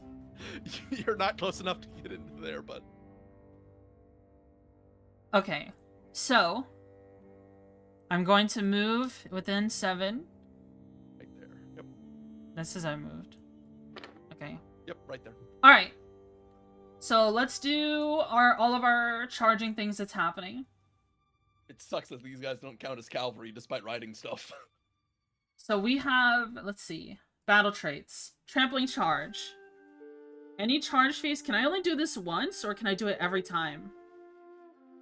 What is it under again? Ooh, Oh. fuck! I just closed it. It says any charge phase. It's my battle traits for Ogor Mawtribes. It's trampling charge. Battle traits, battle traits, battle traits. There you are. Okay, trampling charge. Pick a friendly unit that is charged to use this ability. Pick a visible enemy unit within 1 inch to be the target. Any charge phase, and it does not say once. Okay, so I'll I use see it nothing saying that it's... Let me double check. then. Okay. I feel like I'm not thinking about that right. Using abilities, declare the ability. Use reactions, alternating starting with the active player, resolve the effect. A unit cannot use more than 1 core ability per phase. Passive abilities are not declared. These effects are passive abilities. And this is an active ability.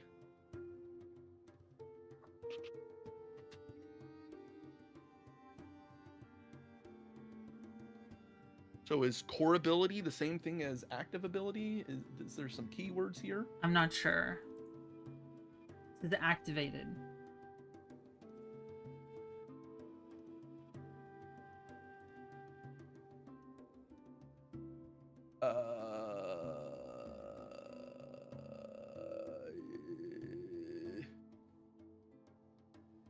Ability.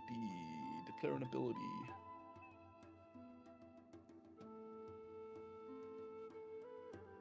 Use passive ability. Some factions have special deploy abilities. Not use this ability if you were... Okay, that doesn't matter. That doesn't matter. That doesn't matter. That doesn't matter. Enemy. Your hero. Your hero. Spell ability. Mm-hmm. Movement ability. Run ability. Maybe I should just look up core ability.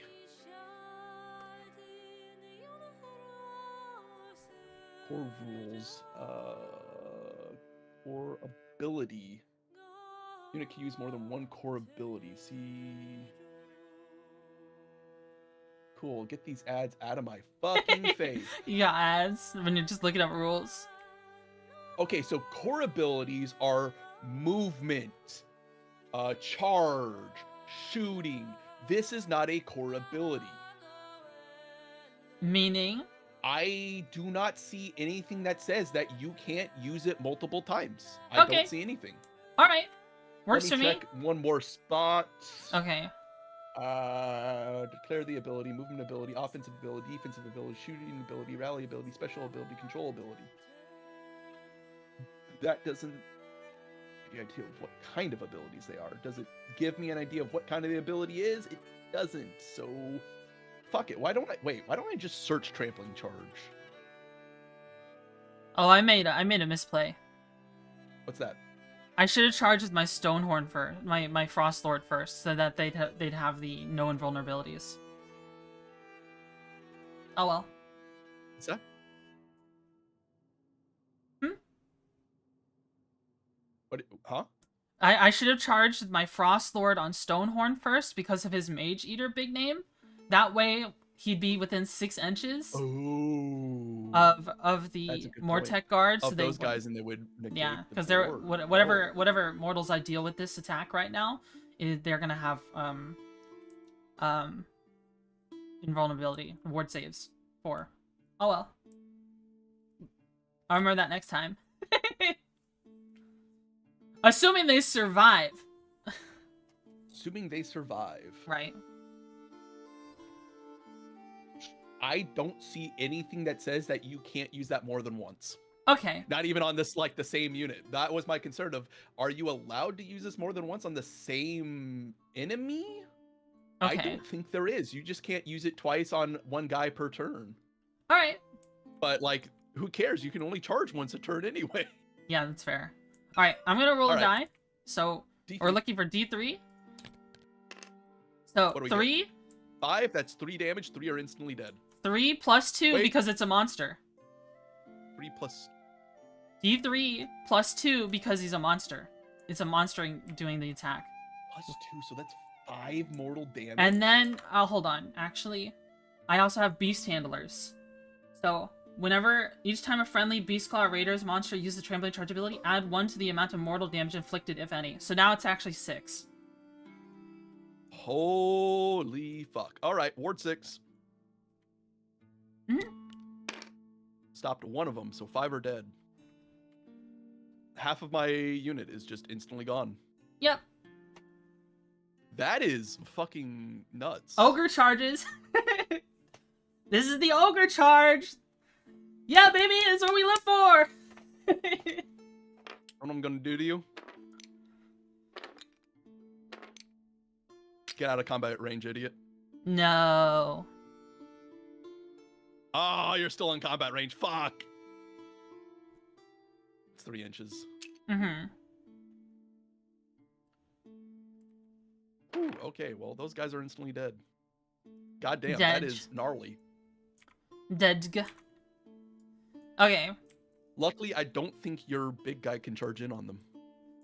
There's not enough room. Hold on. We're not done.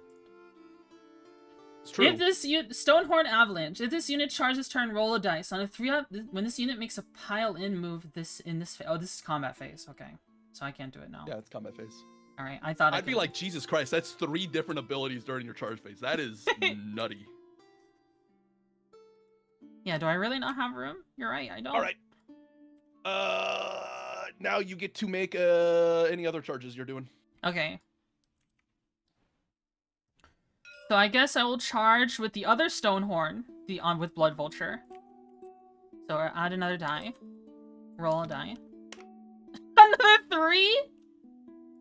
Ooh, fail, and you do not get a chance to re-roll it because you already used one. Okay. How much? So he has failed his roll. You All right. can get in on a 9. All right, let's roll with the normal Stonehorn, the Frost Lord, I mean. 7, that is not enough. All right, I failed my rolls. Unless you want it. Now, you can charge into the Bone Tithe Nexus if you want. Oh, can I? Yeah. He is eligible to be attacked. Wait, then I could have done it. I could have done that with this guy. Because he's only 4. That would have been in range. It's true.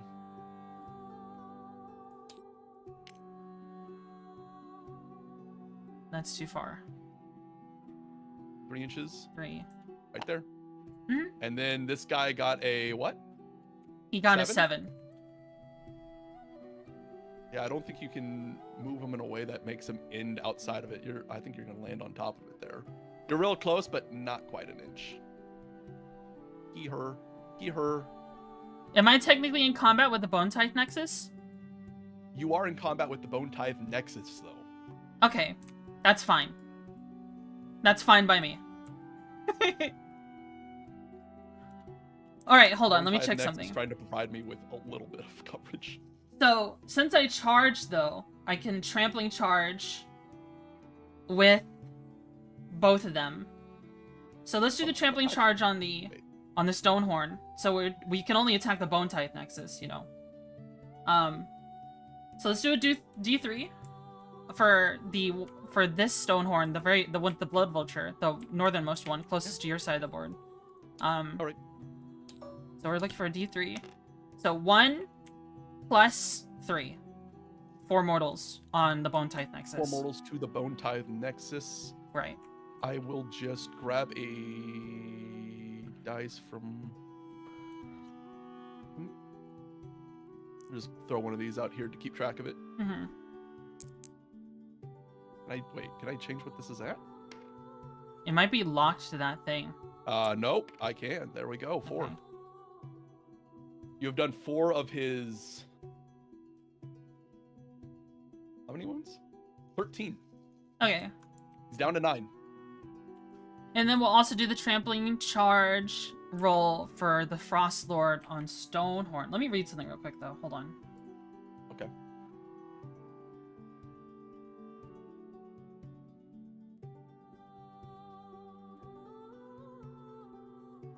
I'm trying to remember. I believe you are technically in combat range with that guard. Whoa, whoa, whoa, whoa, whoa, hold on. But what? What's up? Hold on. What's up? Hold on. Let me read something real quick. Okay. Okay. I'm in range of the guard, you said? The Mortek guard? For combat, you don't get to do any of your charge stuff on them though. Okay. Once All we right. go to actual combat phase, you could attack them.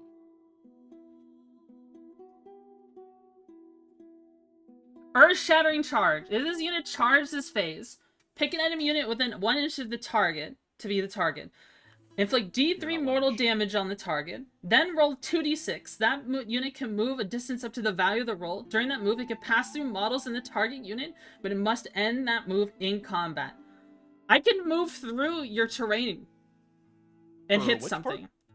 This is my Frost Lord on Stonehorn. Once per turn, any charge phase.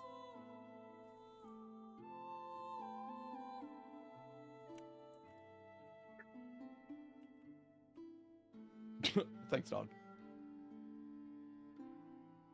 To the value of the roll. Yeah. You do get to move through that entire thing, basically. Can pass through models. In the target unit. Yeah. So I can't... But technically, you can't move through the guard. I can't move through the guard, but I can move through the Nexus. And if I rolled... If I rolled a whole foot, I could, like, end my turn next to your Mortisan Soul Reaper. That is pretty nutty. But I think that's a very fast way to die with my lore. To be honest. Then he'd be pretty isolated with 2 Harbingers. Yeah. 100% going to get in range. Yeah, I think that's just funny. I just mentioned I would do that. That I can do that. But, I'm going to do that. I'm going to do that ability anyways, though. But I'm not going to move. I'm just going to take the mortals from it. So, okay. Roll all dice. I can technically move 3 inches. 3 inches, that's not enough to get you out of it, though. Yeah, so it's whatever. But the Bone Tithe Nexus you takes... can remove them anywhere in front of it, but it will take a D3 in damage. Yeah. The Bone Tithe Nexus takes a D3. So we will do...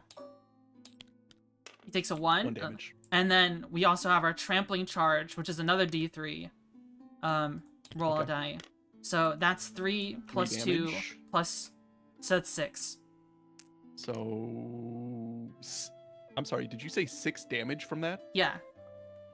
Because it's a monster, and also because of my effect giving them +1 to it.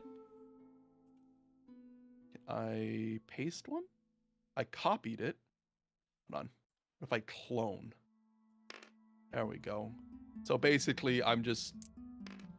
You've done 11 damage to my Bone Tithe Nexus from just a charge. Yes. Not even your fight ability, just a charge. Yeah. Sound good? Goddamn. Okay. The Harbingers are gonna have to make you pay for that.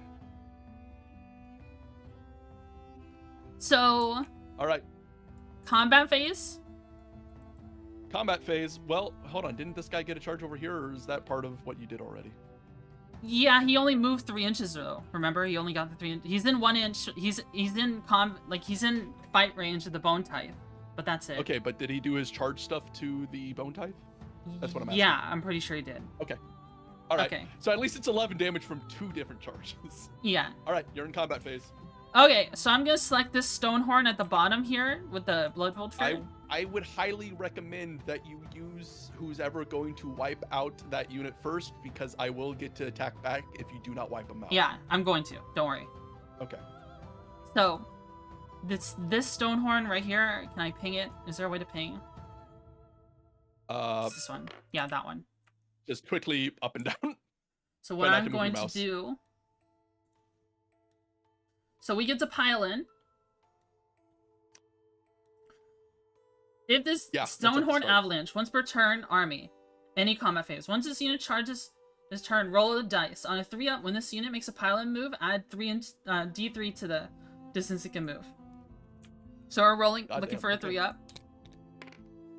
One inch. I don't get it. Oh, all right. You don't even get it. Okay. Okay. But I could still pile in normally. Yep. Normal 3-inch pile in.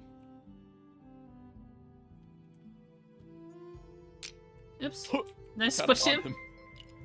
You squished one of the bones. I didn't mean to.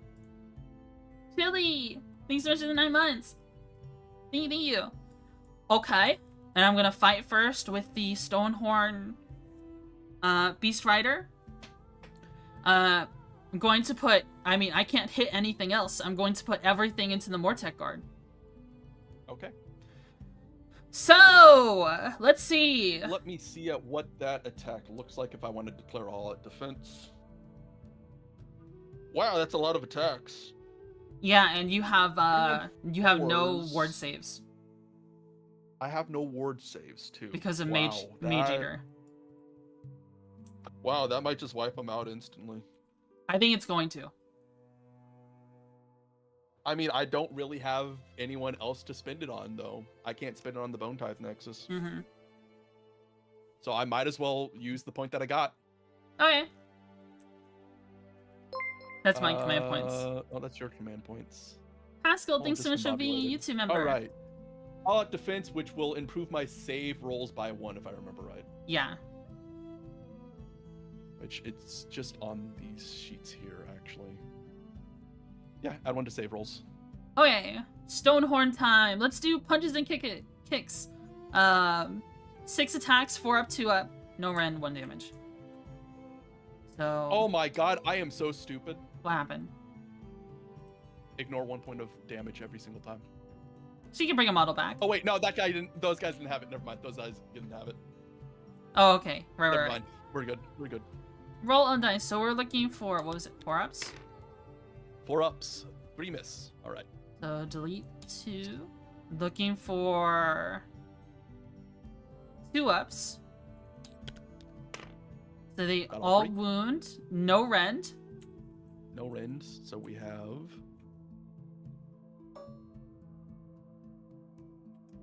3. I'm saving on, should be 4s.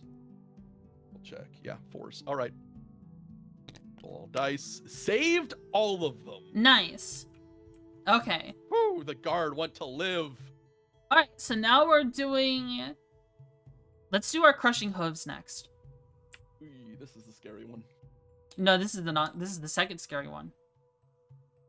Yeah, this is where things start getting scary. Okay, roll a dice. So this is 3 attacks, so we need 2 more die. We need 4 ups. Okay, so 2 hit. Looking for 2 ups. That was your D6 attacks? Oh, well, punching and kicks. Oh, I see now. 2 ups, 2 of them.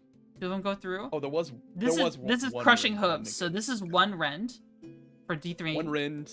Damage apiece. Mm-hmm. I think you're Crushing Hooves? Yeah, Crushing Hooves. Am I looking at the wrong guy? Is this old? Is this an old thing? Am I not looking at it? Am I looking at the wrong one? I don't see Crushing Hooves. I see Hooves, but not Crushing Hooves. Yeah, Stonehorn's Hooves. Yeah, it's the same. Okay. D6, 4 up, 2 up, 1. D3. 1 rend, which I am improving my save by 1, so it essentially negates it. Still saving on 3s. Or Okay. saving on 4s. Okay, so The other one was saving on 3s then, but oh well. We have 2 of them, 2. saving on 4s. Save them both. Nice. Woo! Guard want to live, baby. All right, so now we're doing Now for the scary attack, that might just wipe them out anyway. We're doing the rock hard 4 horns. damage on a charge? 4 damage on a charge? Oh, that's gross. So we're going for 6 dice. Ruff, ruff, ruff, ruff. Thank you, dog. Looking for 4 ups. Okay, half of them. Looking for 2 ups. Wow. Ooh. Looking okay, for- they're going to live. Looking for, it has a rend of -2. -2. So that's a saves on 6, but I have all at defense, so saves on 5s with 1. Hmm. Does not save. So 3 damage go through. 4 damage, 4? because you charge. You get +1 damage. Oh shit, I forgot. All right, banner, guard, guard, guard. Is it just one guy? Just the champion is left. I need to go see why she is barking like crazy. Hold on. Okay. This one guy.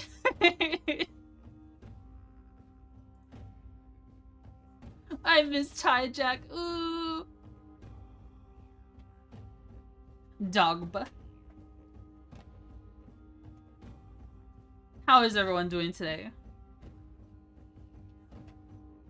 How dare my neighbor come home and go up to his house? How dare he do that?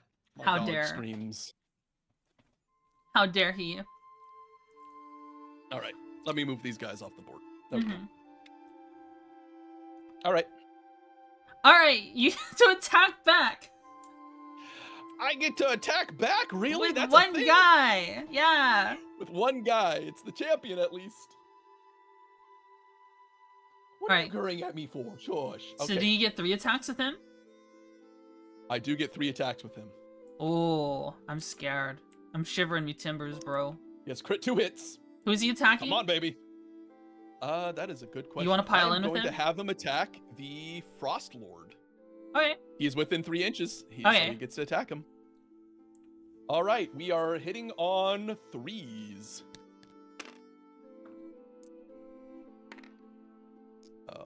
Shoot. Right there. Okay. Mhm. Wounding on 4s. Right? Yeah, he's not Cav. Nothing. Nothing. Nothing. Alright. He made one last gas effort. Now he's gonna get trampled. Mm-hmm. Unless you want to destroy the Bone Tithe Nexus. I could. I potentially could. So now I'm going to choose 'Cause my remember, Frost Lord. if his unit isn't destroyed, I can't bring them back. Yeah. I'm going to attack with the Frost Lord. So I get to pile in. I'm gonna move a little bit. Just a little bit. Just a little. Just a little bit. I'm going to put the Frost Spear into... Oh shit, actually, I don't know which one I want to do. Oh, that's right. You can't actually split up your attacks too. I forgot. Yeah. There's only one thing left on the Bone Tithe Nexus, right? Wait, how did I manage to accidentally make your Frost Lord the hero? How did I do that? What the? It has 2 HP left. 2 HP. Okay, I'm gonna throw the Frost Spear into the Bone Tithe Nexus, but the companion attacks, so the Rock Hard Horns and the Crushing Hooves, go into the Mortec Guard. All right, I have a feeling you're gonna get both. Alright, let's do It's a this. slight feeling. Let's just do this Frost Spear first. So 4 ups, 2 ups, 4 attacks. So we're looking for 4 ups. Only one. Okay. Looking for 2 ups. Looking for, it's -2 rend. Is that So he's should 4. be 4? So it should be 6. So I got to get a 6, or Mhm. he dies. Mm-hmm. Nope. Alright, Bone Bone Tithe Tithe Nexus is is gone. destroyed. It is kill. And you can take these It dice is kill. back as well. Alright, so we're doing Crushing Hooves. Clear mat. We are looking for 4 attacks, so we add this many. We're looking for, I believe, 4 ups. I believe it's 4 ups. Roll a die.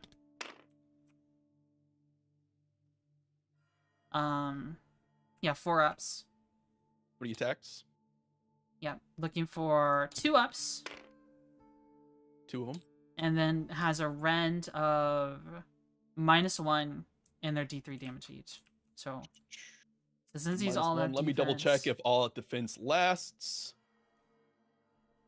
Until the attack ability has been resolved, aka there is no more all at defense. Okay.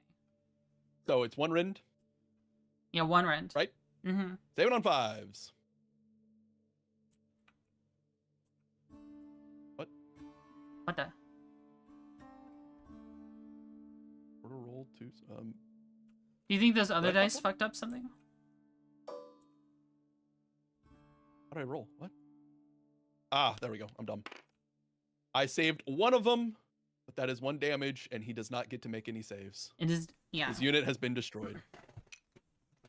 He has become He will kill. not be away for long. He will not be away for long. Watch your mouth.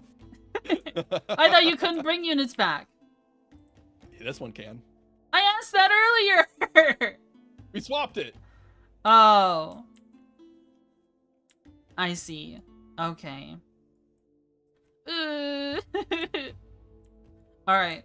And now you have unfortunately opened yourself fully up to the Harbingers. There is nothing in the way for them now. I see. He tried. He just said it. That's fair. Okay. So combat is over.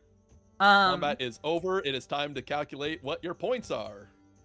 So we're You have control of an objective for 5 points. Mm-hmm. So 5 points here.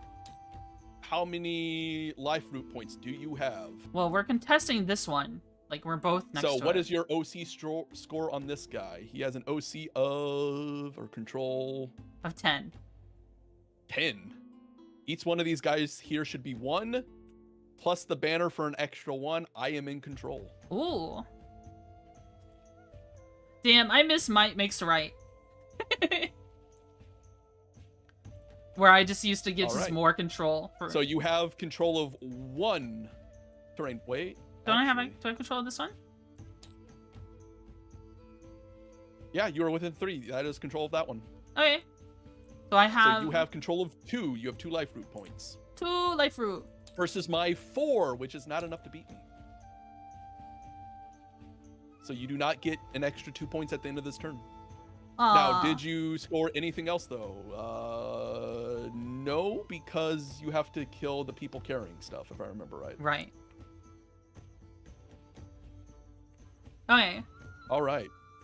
So now we are rolling for initiative. Okay. This is where I really need this to come through for me. I rolled a 6. I got a 2.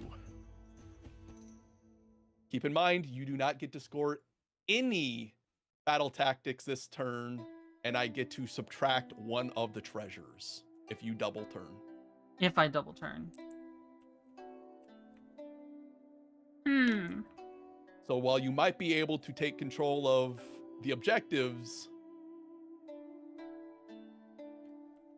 What do I want to do? I guarantee you everything. I want to double turn. All right, you want a double turn.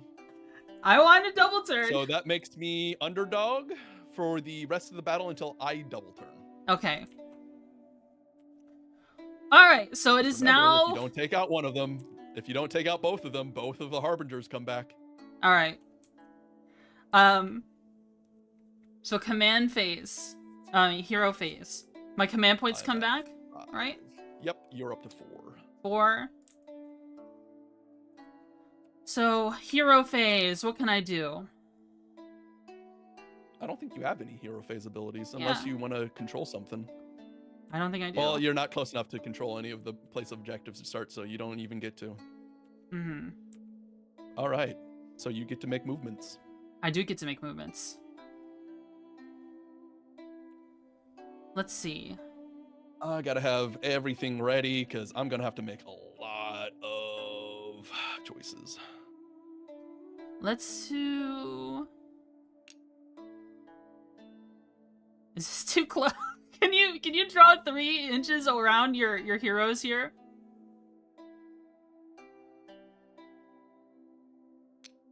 Oh! Don't move.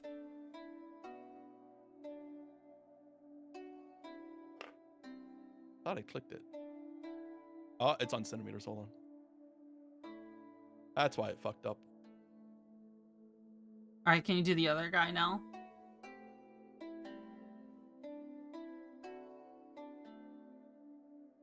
Like that. I mean, are you saying you want to be 3 away from both of them? Yeah.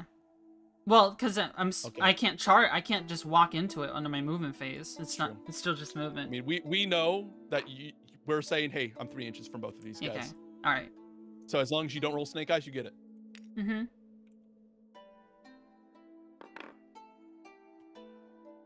Then is it 3 inches? Oh.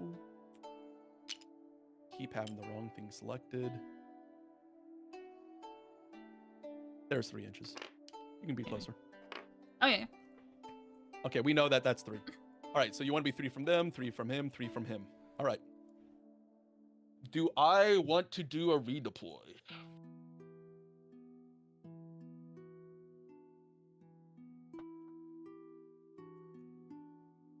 You could go after my objective with some of those Harvingers and beat up my Icebrow. I'm just trying to think here. If I do a redeploy, is that my... Do I have a chance at anything else? This is a scary moment where the charge rules are different. You don't have to declare what you're charging at. Mm-hmm. That is my move and run, so I'm pretty sure I can't charge if I do a redeploy. I can't do a counter charge. It's counter charge. No, actually, use a charge ability.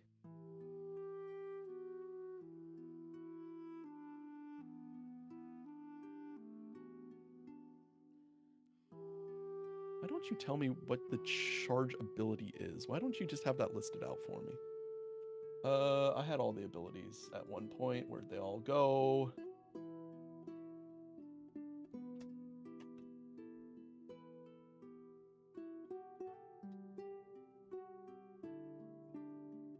That unit can move through combat ranges. So this does not use a run or retreat, and redeploy counts as a run. So I cannot redeploy. I cannot run then I cannot redeploy then countercharge. I can't do that. Okay. I was thinking maybe something going on there, but All right. So no redeployment. actually, I will do something. Hold on. Okay. There was something in hero phase I should have done. Okay, that's fine. Because I am going to spin a command point to do one of my spells. Okay. And I am going to do... Does this buff still apply? This buff that from yes, earlier? it is still the start of my turn. Okay. True. Okay, okay. Spell lore.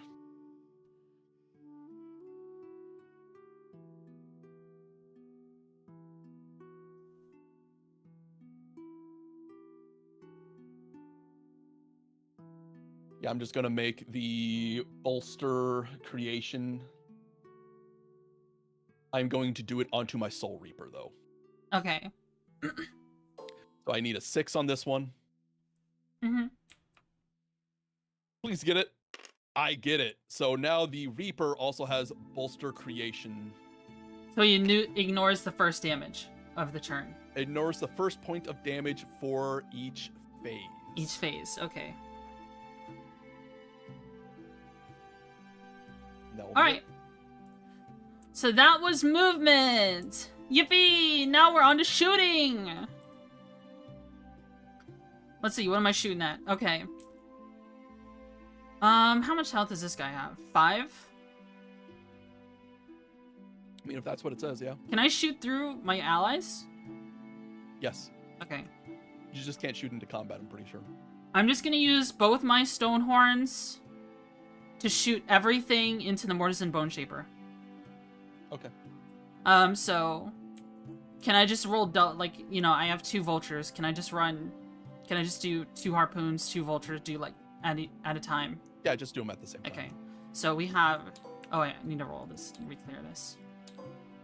So this is both harpoon launchers, looking for 4-ups. So 4 goes through. Then we're looking for 3-ups. It's not good. Okay. Clear mat. Then we're also looking for 2 vultures, going for 2-ups. Okay, both hit. Going for, I believe, 4-ups. No, 3-ups. 3-up. It's a big bird. And then, okay, so that has no rend, 1 damage if it goes through. He should only be, say, 4, and he does not have ward because you're too close. Yeah. Saving on 4. Saved. Okay, shooting is done. Now we are on to the charge phase. So who do I want to charge with first? I want to charge with the Frost Lord first.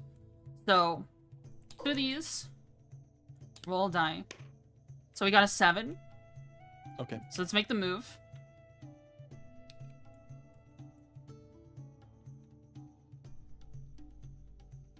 Does this work? This is gonna hurt. Are they both in combat? Yeah, they're both in combat. Okay. And I get to choose my... Was that in combat phase? Or let me check real quick.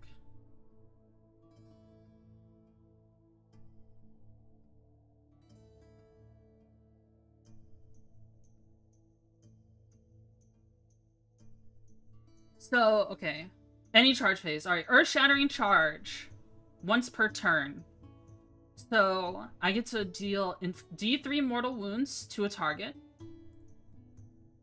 I'm going to choose your Mortis and Soul Reaper. Okay. So, let's do the D3. No, that's I selected the wrong thing. D3. So, 1 mortal wound. And when he ignores it because of his buff, right? He still has ward 6 because it's originally ward 5. No, I have Mage Eater. Oh, Mage Eater ignores all ward? Yeah, I thought so. I thought it was just 1 ward. Let's see. Let me check. Was it all ward? No. It might just be 1 ward. 1 from ward rolls. Okay. So I have a chance on a 6. Okay, a 6-up. Oh, nope. 1 damage. He does get to ignore it though, because this is the charge Yeah, phase. that's fine. Alright, so now we're also doing Trampling Charge. We're looking for a D3. Going to the same guy. So that's 3 plus 2 from being a monster is 5. Going up to 6 from the bonus from my effect. So 6 mortals. You might literally just kill him from that. Holy shit. That's into the Soul Reaper? Yeah. 6. Ward 6. That is 5 damage. I'm pretty sure that is not enough to save him. Yeah, 5 health. He's just dead. Rest in pepperoni. Holy cow. These guys are kind of intense. It's an ogre charge. That's just what they do. That's just what they do. We're not even making it to the part of the game where it's like, okay, I get to fight back. No, they're just dead already before we even get to me getting declared like all-out defense and things. I'm sorry. Should I have not have balls to the walls? Balls to the wall aggression? Hold on. We'll see what happens with points, because even though you might win the fights, yeah, you might lose on points. That is 100% potentially something that will happen. And then I also get to have charges with my Morgas. Right. That might just wind up completely turning the tide of the fight completely. Yeah. Alright, so that's 1 charge done. Now we're also going for the Stonehorn, the one to the lower one, closer to the farthest Morgas and closest to the Mortis and Bone Shaper. You know what? I'm a bit of an idiot. I should have used my battle trait. Okay, do you want to roll something back? I don't think it mattered for that one. You had more than enough. Mm-hmm.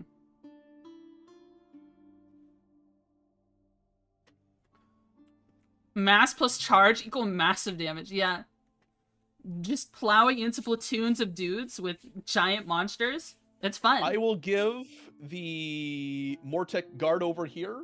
Mm-hmm. I think that's the only one I can do. Fade, charge fade, at 1. Yeah, I will give the Mortec guard over there. They have anti-rend plus 1 rend. Or anti-charge plus 1 rend. Okay. Alright. Actually, am I in 3 inches here? I am. You are. Oh Damn. shit. Oh That's up to shit. me. Something I forgot to do was my avalanche. I technically could have moved the Stonehorn, but you know, I forgot. There was no unit. Yeah. There was no unit. There's no more unit anymore, so it's whatever. Okay, so we're looking for, we have 2 dice on here. Roll a dice. 6 inches.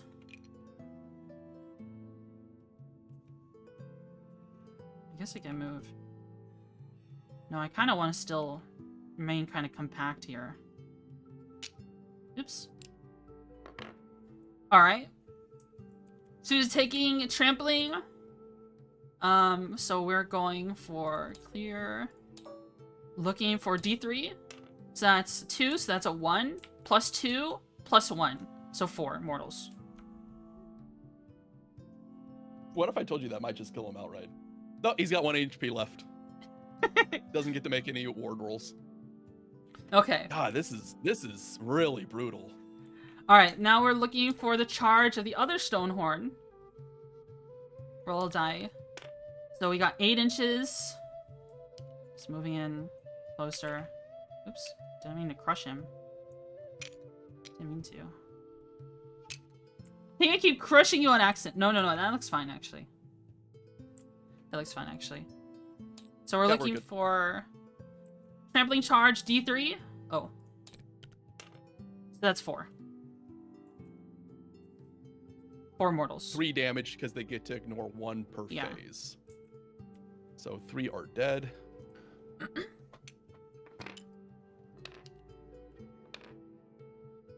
Actually, you could try to deny me space. Yeah, if you take someone from the front instead. Because then they might actually survive. 1, Yeah. 2, 3. These guys also actually have the buff for trying to stay alive. Yep, they're outside of combat range. This is the one with the weird text on it, by the way, if you want to swap out this one for another one. Because it's kind of distracting. Why does he have weird text? That's weird. Yeah. Alright, that looks good. Okay. Okay. So that was charge phase. Now we are on to combat phase. Right? So I'm gonna do combat. Let's see. Let's do some measurements. Are you in range of anything? No, you're not. You're no longer in combat with anything at all. He's in combat, Still in though. combat there. Yep.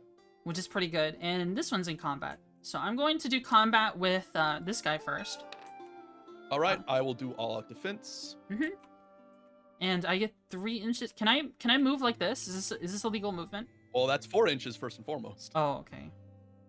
Let's see. Can I? Yeah, you can be like that. Orientation doesn't matter. Let's face him this way. Okay. Okay.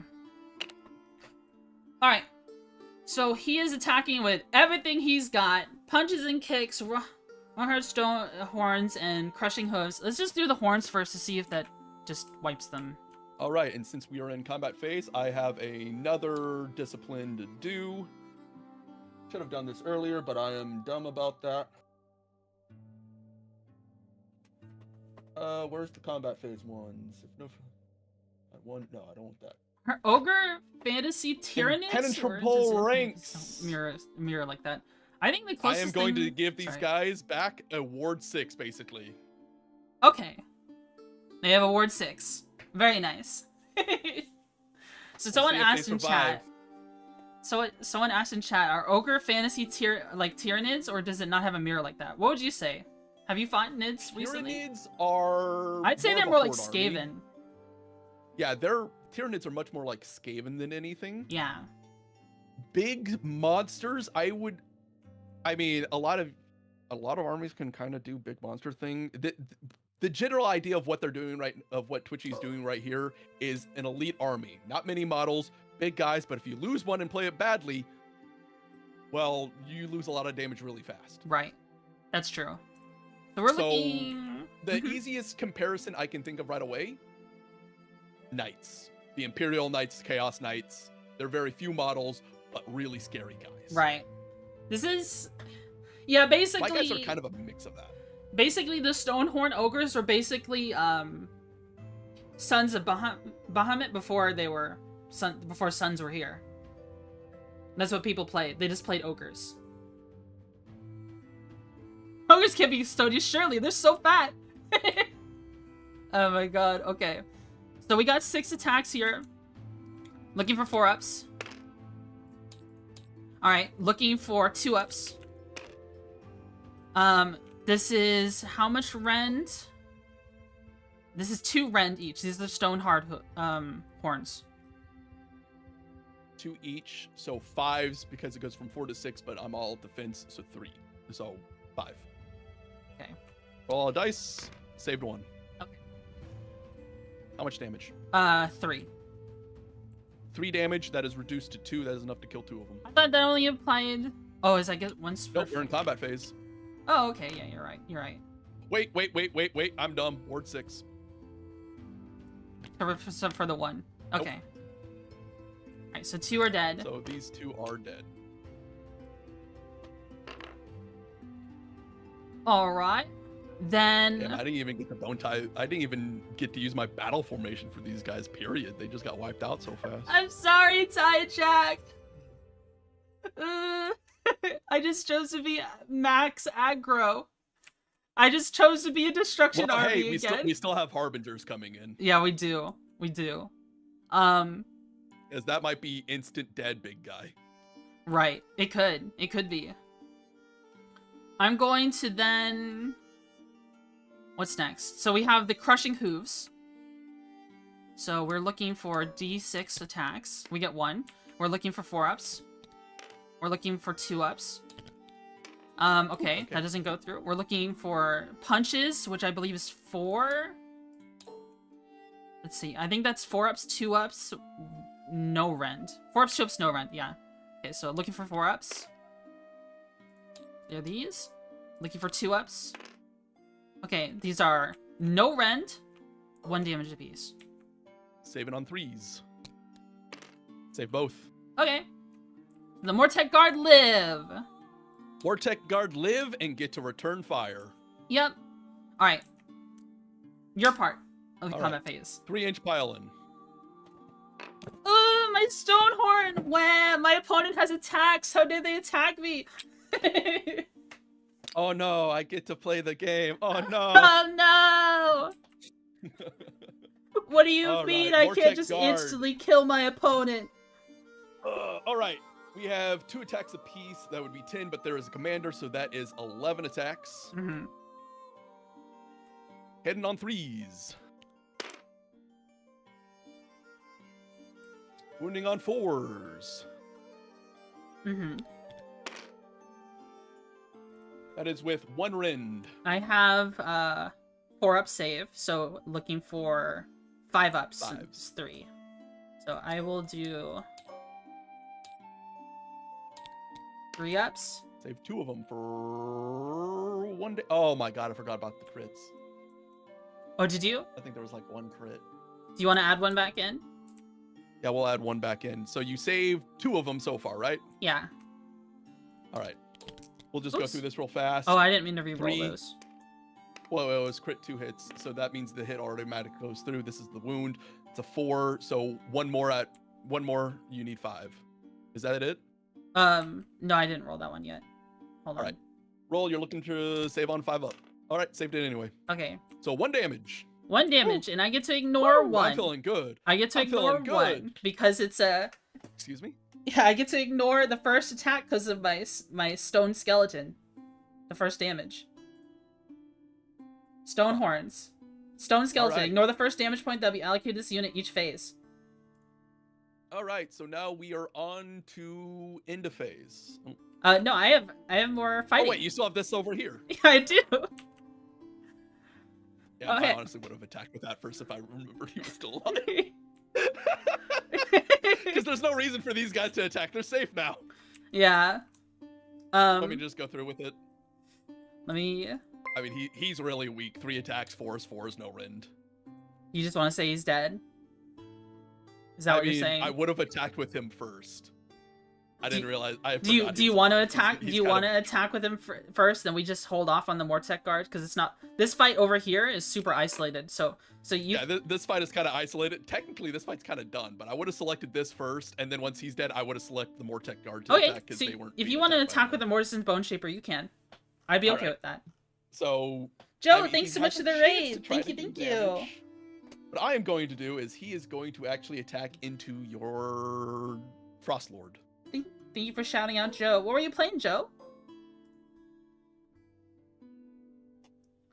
My Frost Lord. Yeah. What else I'm doing? What? All out attack. Whoa. +1 to attacks, or +1 to hits. Oh no. Oh no. There's hitting on 3s? Oh, I think so. Ossified Talons is 4. 2 hits.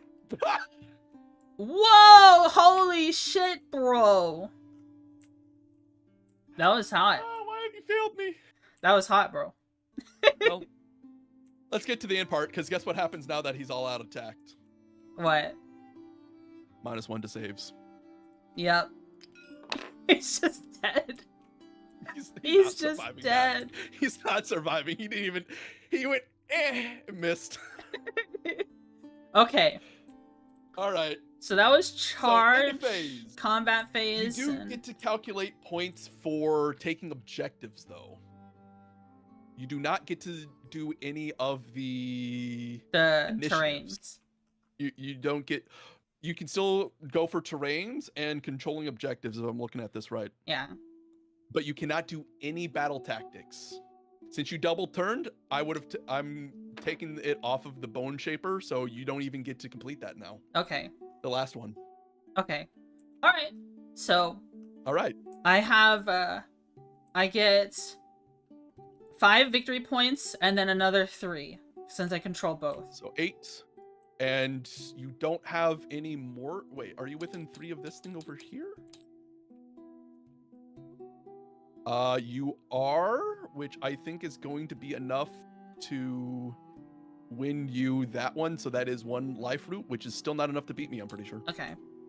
3 life roots. Wait. Nope. just barely. Just barely. That was just so close. Short. All right. That does put me on the back foot. All right. It is your turn.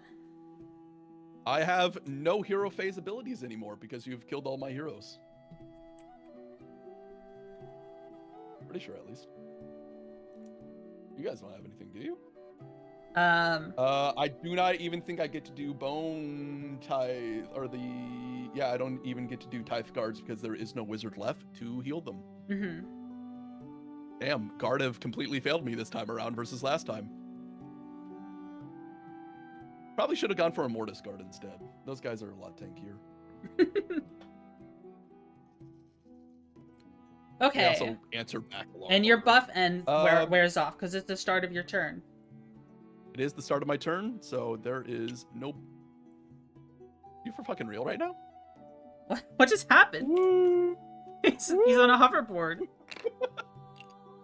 The champion wanted to go for a ride. Goddamn.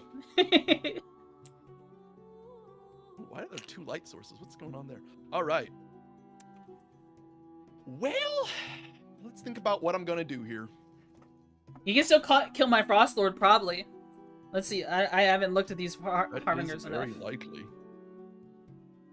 I'm gonna mark the 3 inches.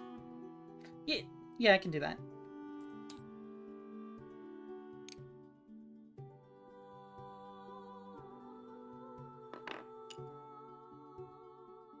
We know what's going on here. I don't even need to put that guy actually in.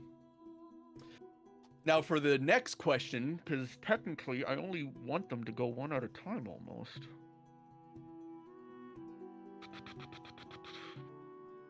Because the issue is that your guys are so clumped up that I'm going to get in a mess of combat regardless of what happens. Yep. So I think what I'm actually going to do...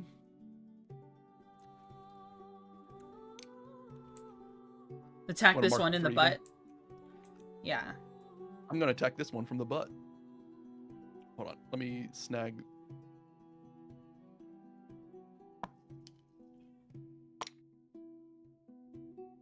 All right. And that is my movement. Do you want to do anything as a redeploy? How does redeploy work? I need You that roll resume. you spend a command point, you roll a d6, and somebody gets to move that far, not into combat. Redeploy.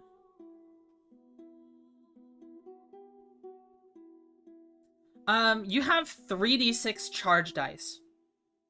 Yes.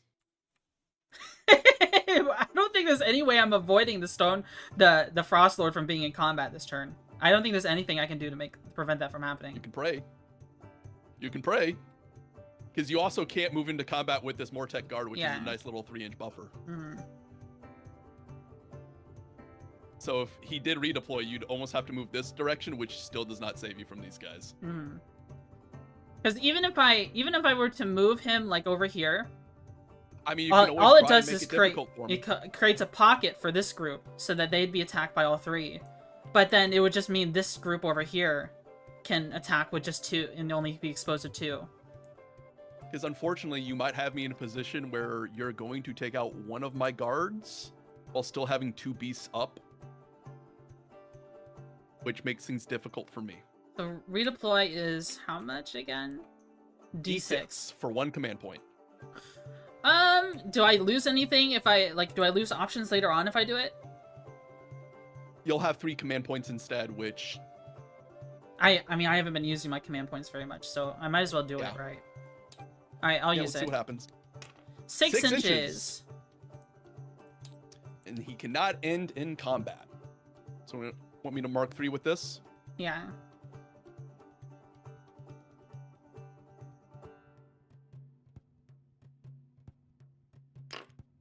Just want to get... Right there? No, I want to get a little closer. That's too close. Okay.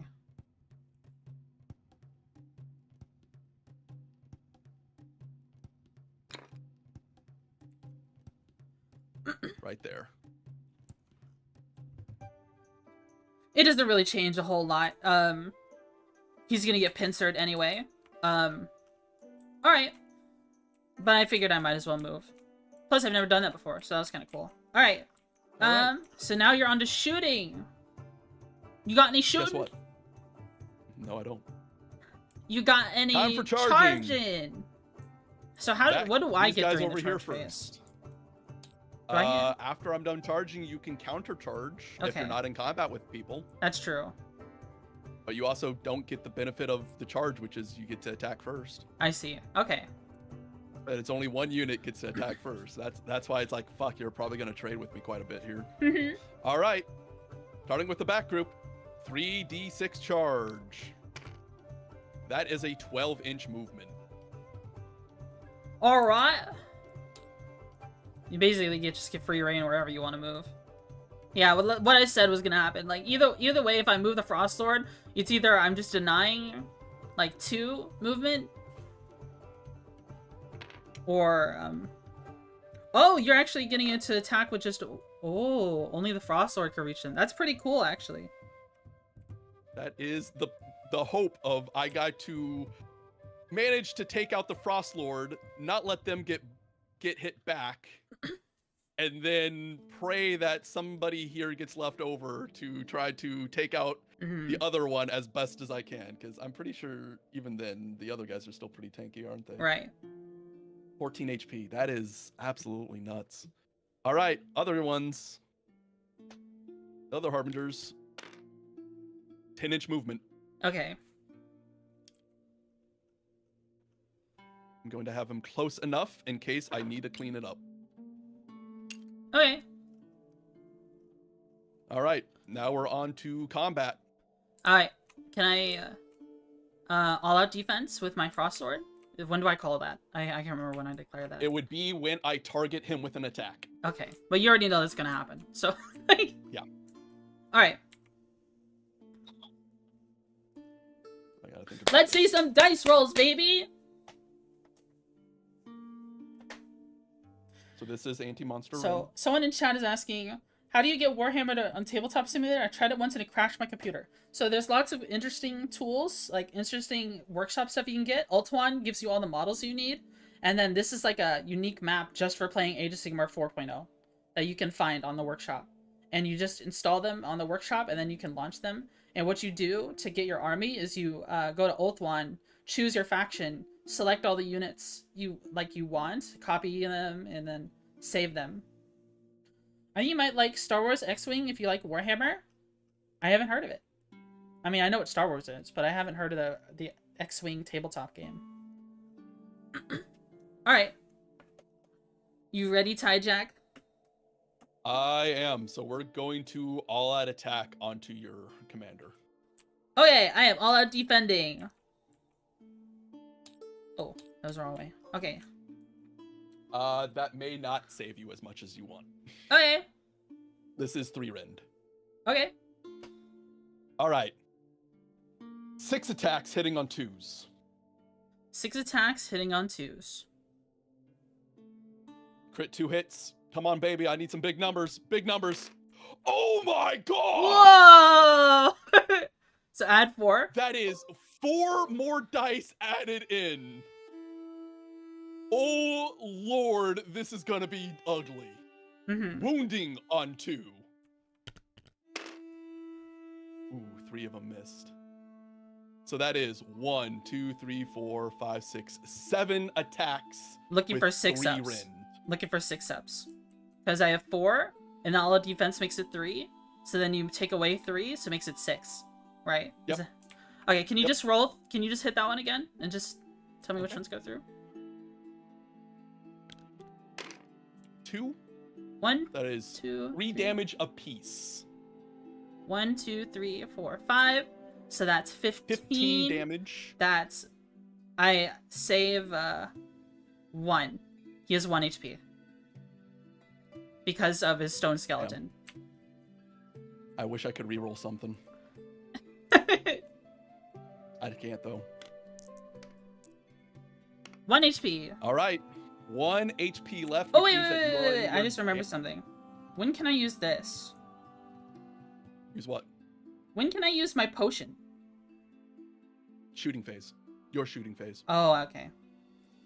I should I'm use sorry, it early. any shooting phase. Yeah, I should have.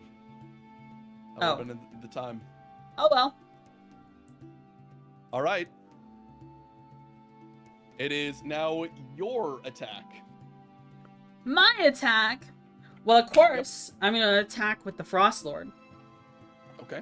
On who? And which unit did you attack with, by the way? This one? The lower? Okay. Yep. I'm They going all to had attack attack. with the Frost Lord onto everything to this other unit that's about to attack. The other Morcast unit. Okay. So we are looking for... So, Frost Spear. Okay, let's do the Frost Spear first. I will all-out defense for them. Okay. Oops. So we are looking for, I believe, 4 ups, 2 ups. Okay. Looking for 4 ups. Looking for 2 ups. So keep in mind, you have a damage one for the horns. Once you get to the horns, you have 4 attacks versus 6. Oh. Yeah. That is part of the negative to some of the bigger monsters. You have damaged profiles. Yeah. Okay, that's true. That's true. Also, I wanted to all-out attack, and there was a 3 in my previous roll. Can I add a dice back? Yeah, sure. Okay, so reducing that one. I need to re-roll this one. I just need to re-roll this one. It went through. So 3 with the Frost Spear at 2 rend. Oh, that was the wound roll? I rolled the wound I already. Yeah, I understand. I think. And then So how much rend is that? 2. That would put me to 6. with all at defense back to 5. Okay. Save 2 of them, or 1 of them. Okay, so It is 2 damage apiece. 2 damage apiece. Is not enough to kill 1 of them. Alright. Now we are going Got on 2 wounds to... left. So he doesn't get to make ward saves. So we're doing the Stonehorn now. So we're doing only 4. I believe this is also... Ooh, that one jumped up in the air. Hold on. It didn't... The physics got all wonky. So we're looking for... What is it? Force. Does all that attack apply to companions? Yes. Okay. All attack specifically list out companions. Okay, so this is actually 3s. 3 ups. 3 ups, 2 ups. All right. Okay, 2 of them missed. Okay. Looking for 2 ups. Then that is how much rend? Minus 2. 2 rend still. Mm-hmm. So still saving on 5s? Yeah. Nothing. Those are 3 damage each. That's 6 total damage. I am just going to pick up 1 of them. Okay. Now Damn, that sucks that all defense isn't saving it. we are doing Crushing Hooves. So we have D6 attacks. 3, so add 2 more. We are looking for, I believe, 3 ups, 2 ups. Yeah. 3 ups. Only 1. 2 ups. Okay, 1 rend, so you get a 1 4 rend. up, I believe, and then yeah. Yep. Come on, let me save it. Let me keep 1 alive. He Yippee! saves it. He saved He's it. staying alive. All right. Okay. Which means that he is going to get a chance to attack into him now. Mm-hmm. 3 attacks. And because you used all out attack, remember that you have -1 to your saves. Yep. So this is basically 4 rend. I'm pretty sure that's unsavable. Yep. It is. All right. this He's might a be dead good for man. him. Hitting on 3s. Crit 2 hits. We add in another dice. Wounding on 2. Everything wounds. Unsavable. He is dead. He is dead. Rest in The pepperoni. Harbingers are scary. They are scary. Which is also a battle tactic for me. Mhm. Let's see. What do we Yeah, got here? that's one of the It is intercept. yeah, one of the intercept I have ones. killed 1 enemy carrying a Gyronite treasure. Very nice.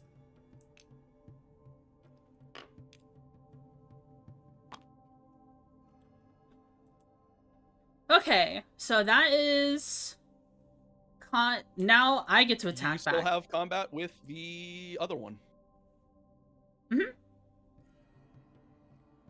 So let's see. So now that he is dead, Mage Eater is gone. So that now means Yeah. they have their wards back.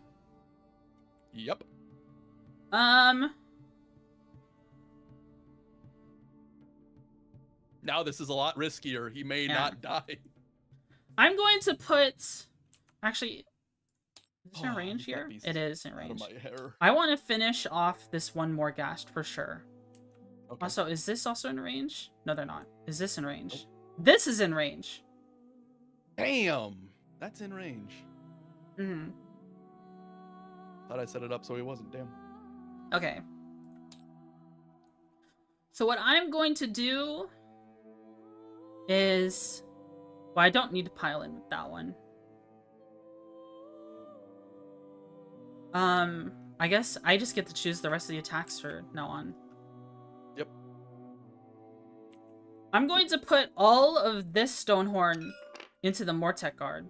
And then when I move this guy, I'm going to put all the attacks into this one. So, All right. just letting you know what I'm going to do ahead of time. So there's about to be a bunch of dice rolls. Okay, so All right. let's try to get the rock hard stuff done first. The horns first. So horns on this guy into the Mortec guard. Looking for 4 ups. Looking for 2 ups. Looking, these are how much rend each? 2 rend. Saving on 6s. How many? 4? Yeah, 4. One stopped. So How much damage? 3 damage each. 3 damage each? Mhm. Holy cow. So let me just subtract.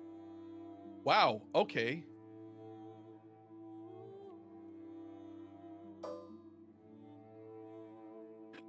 Ward 6. 1, 2. Yeah, they're dead. Okay. Guard are Alright. dead. So now I get to pile in 3 inches at this guy.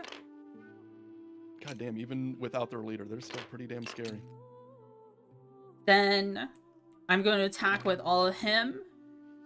So we'll do the horns first. Looking for... What was it? 4 ups. Looking for 2 ups.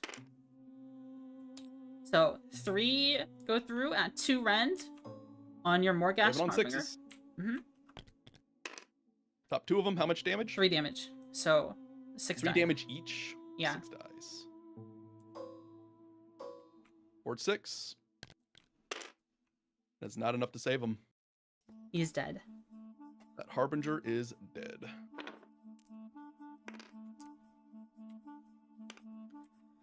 Alright. And that is... The end of that turn. Of your turn, yes. That battle round. Mm-hmm. All right. So now you get to calculate your points and stuff. I have both objectives still.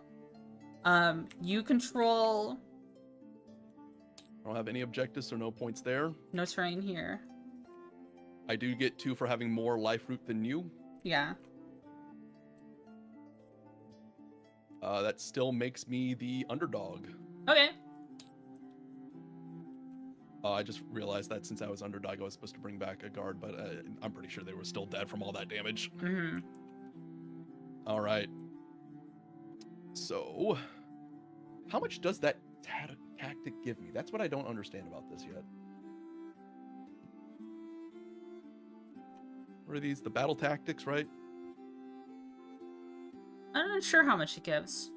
Battle tactics. Oh. I don't. Yeah, it doesn't list it. That's my issue. Wait. If you went second in the various round and chose to go first in the current battle round, you move. Okay, yeah. You technically don't get to score that one though, because you double turned. Which one did I So you score? don't get to, because you killed one of the Morgas that had a treasure, but you don't get to score. Yeah, that's fine. That's okay. I'm okay with that. Does this I was just reading yours. Mm-hmm.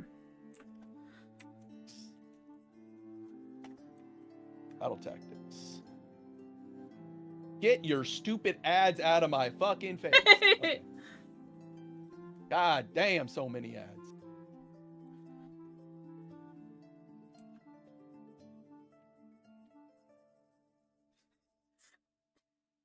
I just keep thinking of that one meme where it's like, I'm just imagining, it's been 2 games in a row now where you're playing skeletons. Actually, my skeletons are highly trained and have super regimented training and formations, and I'm just over here like, shut the fuck up, man. I don't care. I'm just gonna kill you. that's what's happened for both games. Yeah, I don't understand how the new one works. Mm-hmm. Does it say anywhere in the rules even?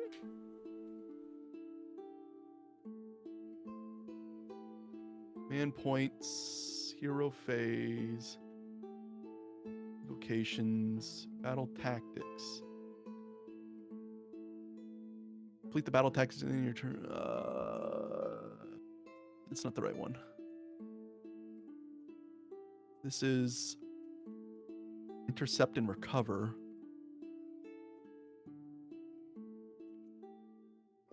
It's not telling me how many I get though. And then that just goes back to the top. What am I missing?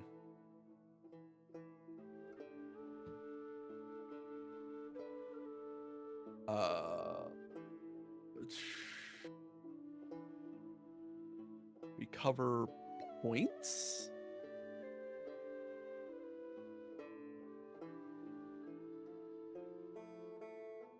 That's where I'm confused right now, is how does 2 cards in 2-1.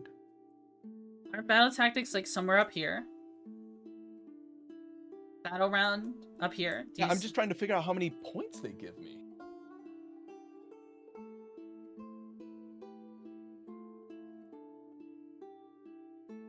I'm not sure. I see him mentioning that if you, for intercept and recover, oh, if you double turn, you auto lose a chance at 5 points.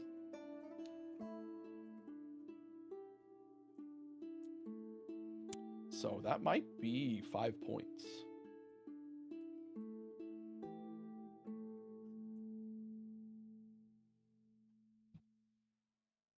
Who needs points anyways if you have to kill the other team? I mean, that's kind of been my philosophy for like every time I play Age of Sigmar. I mean, the thing is that the last 40k game that I played, I lost in terms of battles, but I won on points by like 40 points. I mean, yeah, doing objective gameplay is a Yeah. you know, completely valid. I just don't think it's as fun. It basically came down to the fact that my opponent did not take sticky objective, so I was just scoring free points constantly. Right. But points in this game work different. Mm-hmm. Right now, I have 13 points because I've held an objective on the first one, and then I controlled both objectives on the second one. 5 points each. There we go. Found it. 5 points each. Okay. Oh, not going down. I was at 9, right? Were you at 9? I think you were at 8, but... Yeah, I was at 8. Okay. So we're even. We're even, Steven. Hold on, let me see. Wait.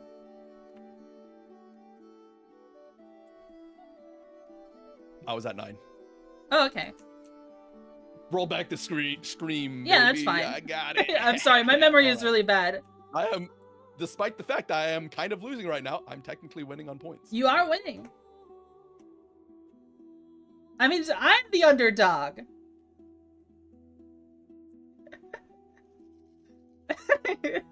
Not that I can use the underdog ability at all. All right. All right. So are we? Choosing prio. And I have I think a disadvantage. Where did my dice go? No, you don't. There is literally no disadvantage. Where did my dice go? Oh, it's right here. Boom. 5. 3. Yeah, I lost. Bye. I lost. That's the game. I lost. Okay. You're gonna destroy him, get 5 points, and then that's just the game. I mean, I wasn't able. I don't think I was able to charge. Oh yeah, I could have charged. I think I could have. We were actually in range of combat, but I literally needed the double turn to win. Yeah. That is the unfortunate side of this game. Double turns decide the game way too hard. It's true. All right, so that's the end of that turn. I control both objectives. Because if we want to play it out, because technically they were in combat range after the pile-in. I mean, you could still try and fight me because you could get a like if I don't kill you, you could get a intercept and recover. And because remember, my Stonehorn still and you can get another 5 points. The issue is you have 2 guys there. They're not surviving through 2 of those. Yeah. That is the only downside of this. You basically had 3 versus my 2. When it comes to like elite units, sure. And then the fact that I somehow missed by 1 point of killing him. God, and I critted 4 times. And I still was 1 off. That blows so hard for me. Right, is this GG Wizards then? were just dead instantly. Yeah, it's gonna wind up being GG. Okay. I don't think there's a comeback for me. So I had. Because you're gonna kill at least one of them, and one of them does not have the damage potential to kill one of your guys. Yeah, that's fair. So I had I ended the turn with 21 points because I could kill them. You would get another point. You would get 5 points off of that, and then the game's just over because I can't. Oh, another 5 points from intercept and recover. Right. Yep. The game's just over for me. GG, Tyjack. GG. GG. GG. That was a lot of fun. The beasts are very scary. Yeah, they're the reason why they're the they've kind of been the like the ogre meta for so long. What I hit you with last time was kind of like unoptimal ogres for a while. Suboptimal. It's the fun thing. I like fielding a bunch of ogre bulls because it's a lot of fun because they just turn into a meat grinder if you get close to them. But yeah. But these fucking if I was stone against horns, those, the guards would have done great. I was not against those. Yeah. The stone horns are crazy. I think what I probably should have had, knowing what I was going into, chances are I actually take Arcan the Black. Mm-hmm. Wizard 3.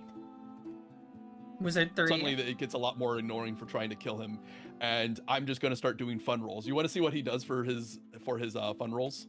What's up? This is his hero ability. You ready for this? Okay. 2d6 on a 6. Okay, let's just imagine I get this. Okay, let's just imagine I get this. There we go. Okay, you ready for what happens when he actually, doesn't do that? What? What? What is all that? What in the world? Each 6, 1 damage.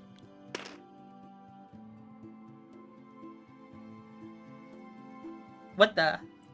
2 damage? Hold on. And then I roll an extra dice off of those 2. Mm-hmm. 2 more damage. Mm-hmm.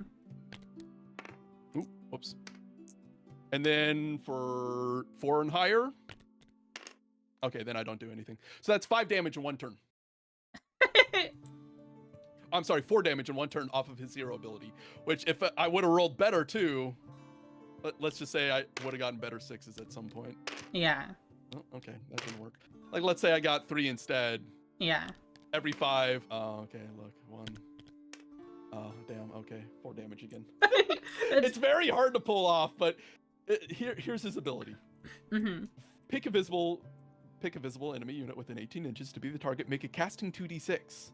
If I get it 6, roll 10 dice. For each 6, inflict 1 mortal damage on the target. Roll an extra dice. For each 5 of those extra dice, repeat the bullet points. I see. Then Okay. do the same for 4, 3, 2. Potential to spike really hard and just murder somebody out of nowhere. Right. Right. That's true. I think what I It's surprised 90 you... points, but I probably play something that's a lot bulkier too.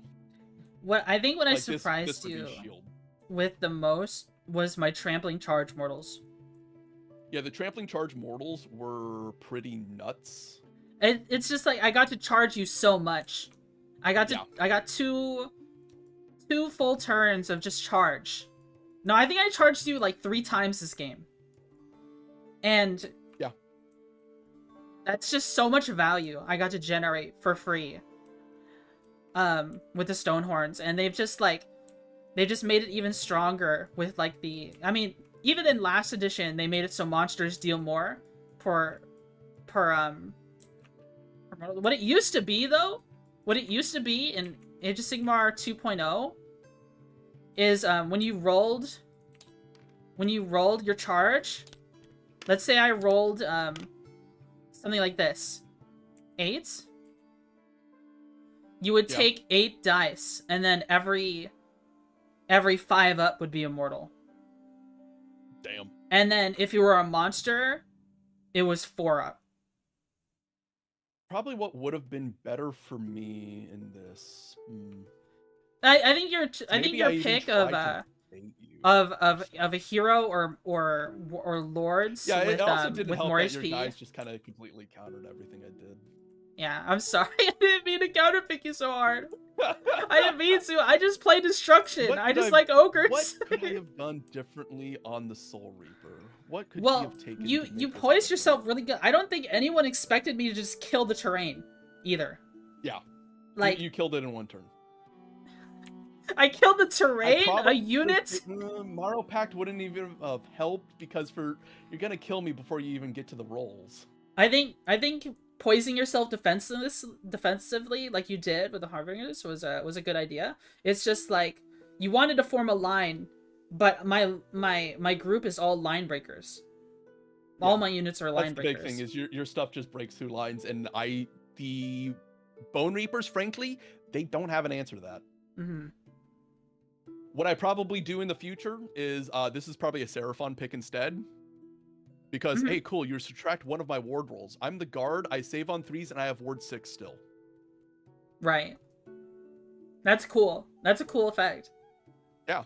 There's only 5 of them for 120 points. Mm-hmm. But the Slon is just kind of licking his lips as he's throwing out 3 spells every single turn. I didn't use any monstrous rampages this game.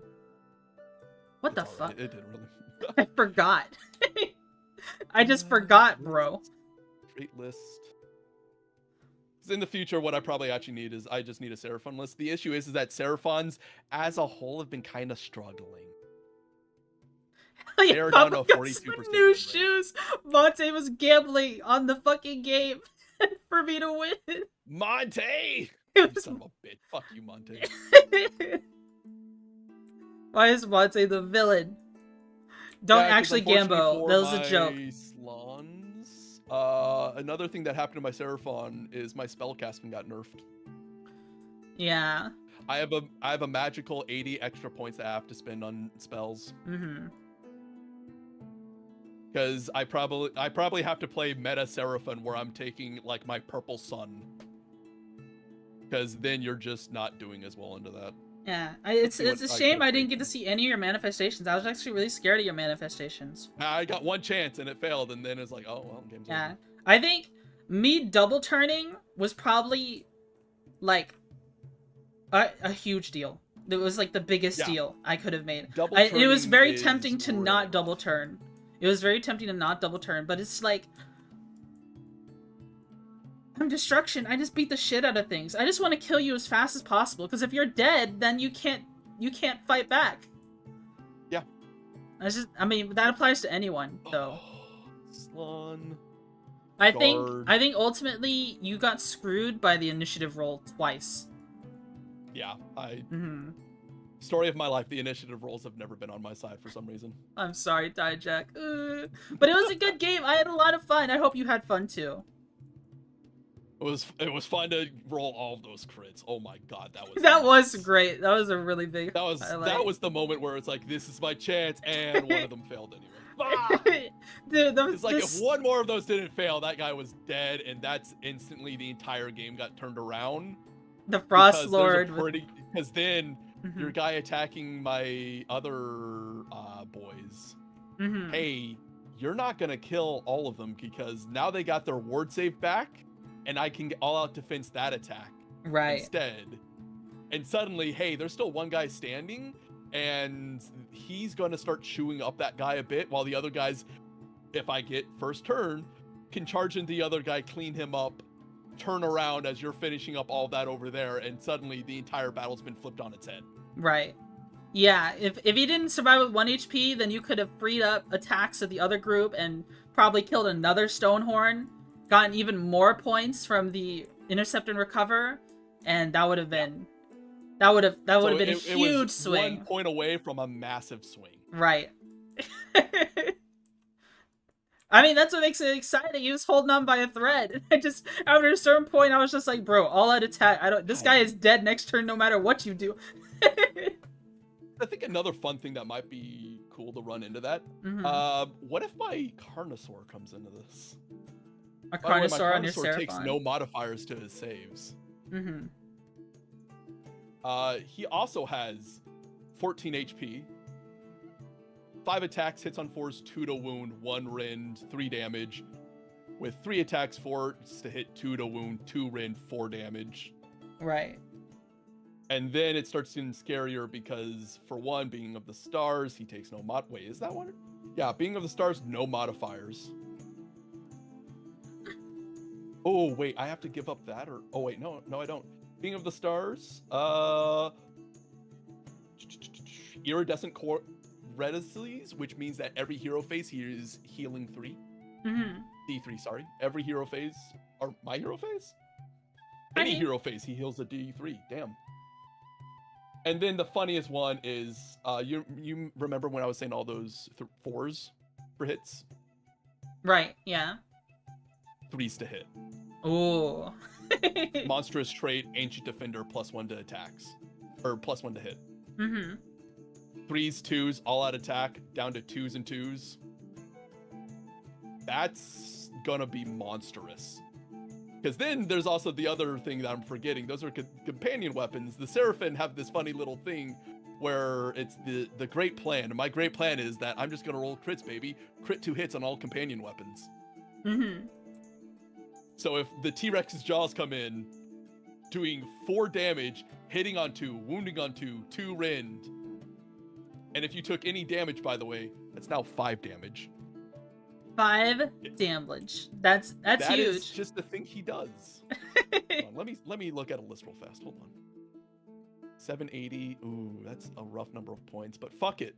How about I just run this? Carnosaur 3 Agrodon Lancers. I mean, the Carnosaurs sound like a lot of fun, and they look really cool. Yeah, the Agrodon Lancers do not lose their stacks when they're near the Carno. Mm-hmm. And if they're crit 2 hits and he's crit 2 hits and they're building up rage stacks where they're just attacking more and more and more and more, that actually sounds really fun to play. I should have played this. We should have just had a big brawl match. Oh, that would have been so fun. Do you want to do more like open or narrative play where we just kind of beat the shit out of each other? Sometimes? Just throw shit at each other and run into it. Yeah. That could be fun. That could be fun. Yeah, definitely something to consider for next time. Do you want to, next time we play, do you want something other than ogres? I could look at other factions. Yeah, you play what you want. Play what you want. Because I love ogres. I'll play ogres infinitely. I need to get it in my head that despite the fact that Seraphim aren't doing too great, that's because those spellcasters got nerfed. They're still pretty good at being giant beat sticks themselves. Right. The issue is that they could be better if I try to get a mage in, but what if I just say, fuck that. Let's just big meaty meat punching meat. Right. Like what if I also have Bastillodons instead of Agrodons instead? They save on 2. That's just a monster. They just save on 2. Mm-hmm. 20 attacks. Crit 2 hits. 20 dang attacks? That's a lot. Yeah. It's because it doesn't. It's like hold on. Where are they? Yeah, play Guardsman. Bastillodon with Arc of Sotek. Oh my god. Arc of Sotek is 20 attacks, hits on 4s, wounds on 5s, no rend, but it's a crit mortal. Is there a 40k faction that plays like the faction I just played? Knights. Okay, what about my hordes of big fat dudes? A big blob of them. Hordes of big fat dudes? I would have said World Eaters, but they got nerfed. They're now a horde army instead for some reason. I haven't seen a single las gun all game. I think this guy's got one. It's rough to say who's like that.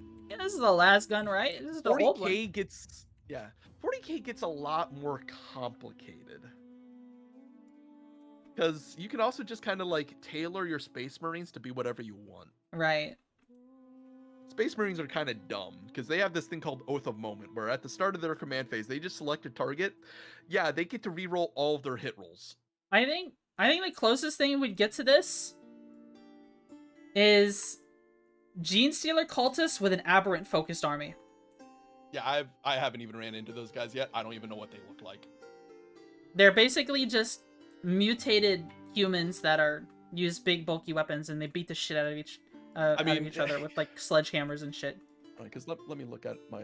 Yeah, go look up the aberrants from Genestealer cultists. No, I was just saying, look, because Chaos Knights.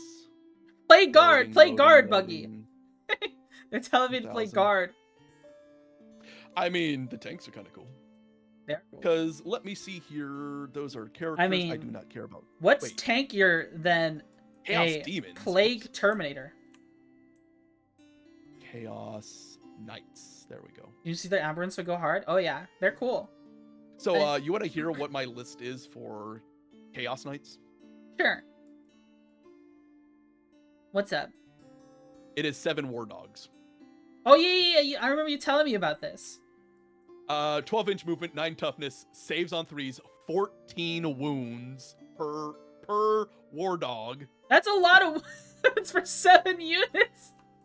And these guys just got nerfed. Is that in a 2K army or 1K? That's 1K. That is 950 What the points. fuck? That's not even a full 1K. Because at that point, it's like, oh, my 8th one is just like a 50-point little shitter who's going around collecting objectives. Yeah. Because That's this is my fair. brigands, my executors, my huntsmen. These are... Like, it can be pretty cool, but like my brigand, their Avenger chain cannon, 24 inches, 12 attacks, hits on 3s. Okay, Which is actually bad for Warhammer 40k. Okay, I had an idea. I want you to understand that. That's bad for Warhammer 40k. Can I do a Stompa army? A Stompa? Yeah. You know what Stompa is? Nope, never heard of it. Look up Stompa Orc. Stompa Orc. Orc Stompa. Stompa. Orc Stompa. What is this guy looking like? Wow, there's no picture there, thanks. Really? Am I saying the right thing? What the fuck am I looking at? It's an Orc Knight. Wait, there's a... What? There's orcs... That's the size of this thing? What the fuck? It's an Orc Knight, bro. You never seen this before? This is peak orc magic bullshit. This is peak orc magic bullshit. It's just a bunch of steel plates with wooden feet, and it's walking around. There's nothing on the inside, is there? It's an empty cavity inside. They believe it stomps bullets because it's the biggest. Yeah, that sounds like them. I could do a Stompa list.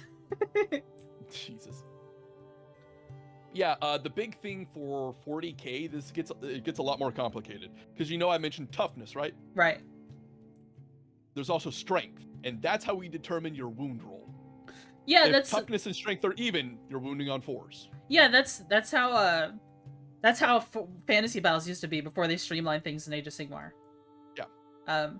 So that's now a thing again. Yeah, that's just the old that's tabletop why wargaming that's formula. honestly probably why this game's a little too swingy at times, is that we don't have that anymore. Right. It would really benefit. Because in 40k, I'm noticing things are just a lot tinkier. Things take a lot longer unless they're like specifically made to kill that thing. Yeah. This game is so swingy, it's kind of insane. Because I like seeing all the warrior options in 40k that are like, okay, let's say you brought a power fist or a power claw times 2 strength. You know what I mean? And then now suddenly you have an infantry unit that could claw their way through like a tank or something if they wanted to. It would take a while, but... It would take a while. But, like, it's an option, and I like that there's options. But, here, like, it's just like, nice if I beat on a steam tank, it's like, alright, I for some reason, I always have a 2-up to wound, even though I'm just a big fat guy with a club banging on the outside of a steam tank.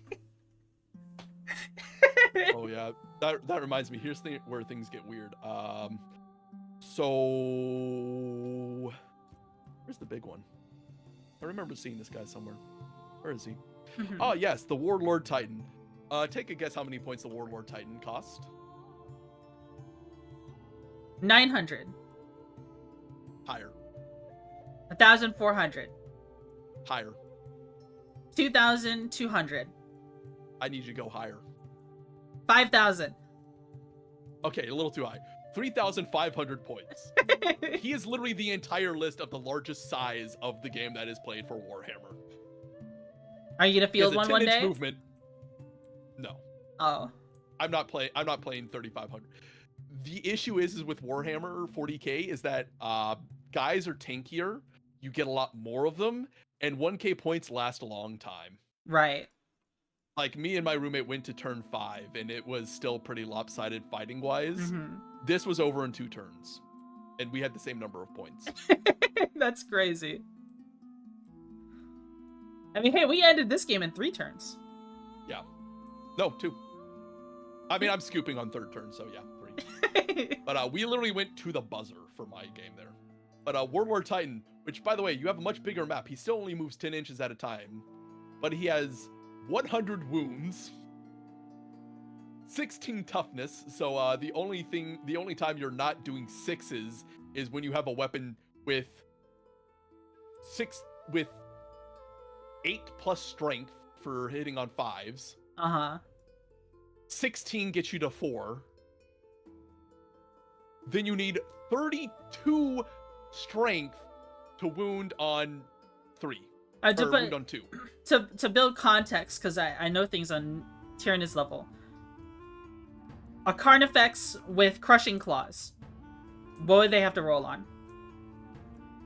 Carnifex with Crushing Claws. So, yeah. So the crab Carnifex. I like the crab effects. What army is he in? Tyranids. Tyranids? Give me a moment. 10th edition. Xenos. Carnifex Strength. 10th edition. 40k.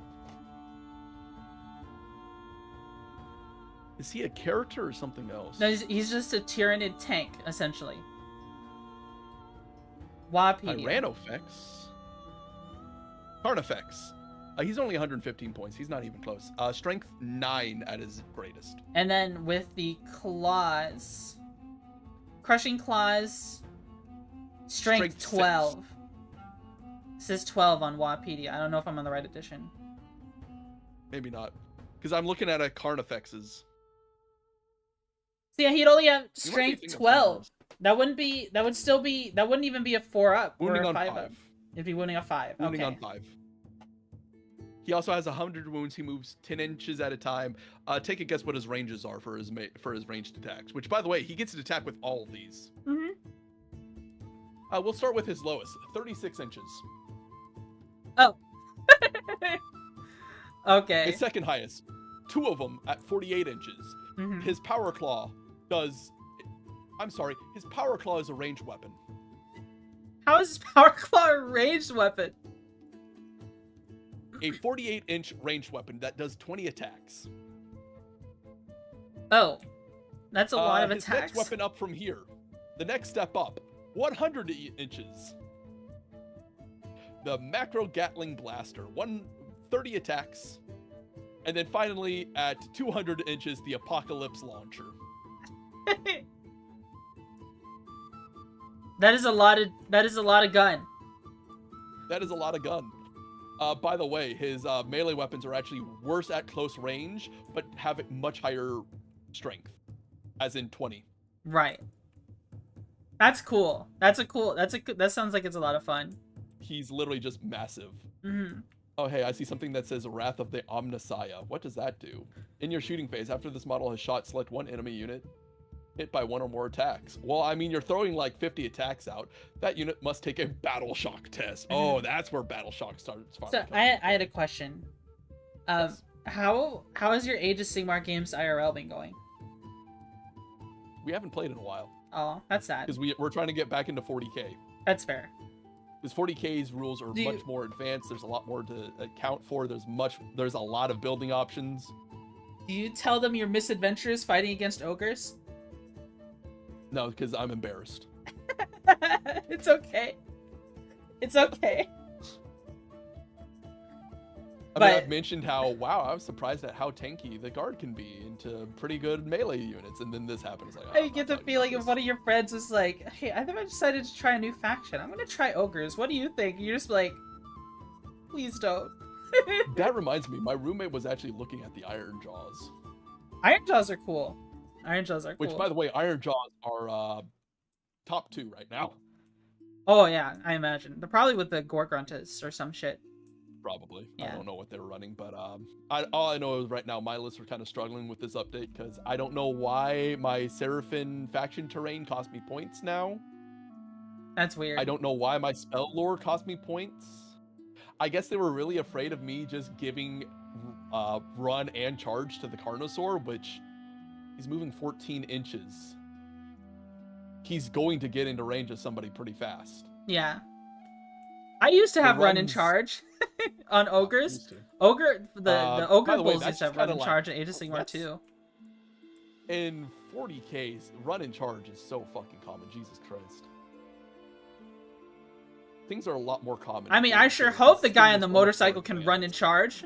I mean, I have like my Space Wolves. They have my Blood Claws. They can advance and charge, and then I give them a leader that gives them a free automatic 6 advance. with assault on all of their weapons. Mm-hmm. So I kind of want to actually give that to what's his name? Not the Blood Claws. Unfortunately, the Blood Claws are more of a we'll pepper you with some pistols before we charge in with our chain swords. Also, just have the Grey Hunters, which are like 50 more points, and get bolt carbines. Lies called you a furry. Yeah. No, don't be. You sound so Welcome to sad. being a space wolf. I thought you were gonna be like, "Fuck you, flies. I hate you." No, you just sound sad No, instead. Now I feel bad for relaying being it. a space wolf. This is you get for being a space despite the wolf. fact that this is supposed to be the year of chaos, for some odd reason, I have the most unique models in the game now. Which, by the way, this is why I get called a furry. Are you sending me a picture? Yes. Yeah, I've seen that That is model my before. Wolfen. Yeah, the Wolfen are ugly as sin, but they're some of my best units. Yeah. Oh, that reminds me. Have you seen the funny thing with Bjorn? The fact that he's like a tiny dreadnought compared to all the rest. Changed his size at all. There's the normal size dreadnoughts, which are like literally probably the size of your big guys here, and then there's Bjorn, who's half the size. He's barely taller than a Terminator. It's fucking hilarious. I like the old dreadnoughts. They look so good to me. They look so good. They're just so small though. Yeah, it's just because everything was smaller back then. Because miniatures were mini. Now they're like, oh, let's go bigger. Do you want me to take a picture of what we did to my Redemptor Dreadnought? You're gonna love this shit. Want me to go get a picture of it real fast? I think we should wrap up the stream, and then we'll wrap up, and then I'll go get you the picture. Yeah. Okay. So I'm gonna leave the call for a bit, say my goodbyes, raid someone, and then you can send me a picture, and I'll look it over. All right. Sound good? All right. All right. Yep, thank you for the game, Ty Jack. Thank you. No problem. All right. I'll be right back. So that was another Ogre versus Ossiarch Bonereapers game against Ty Jack. That was a lot of fun. I had a blast. Age of Sigmar is something, I don't get to play it all that often.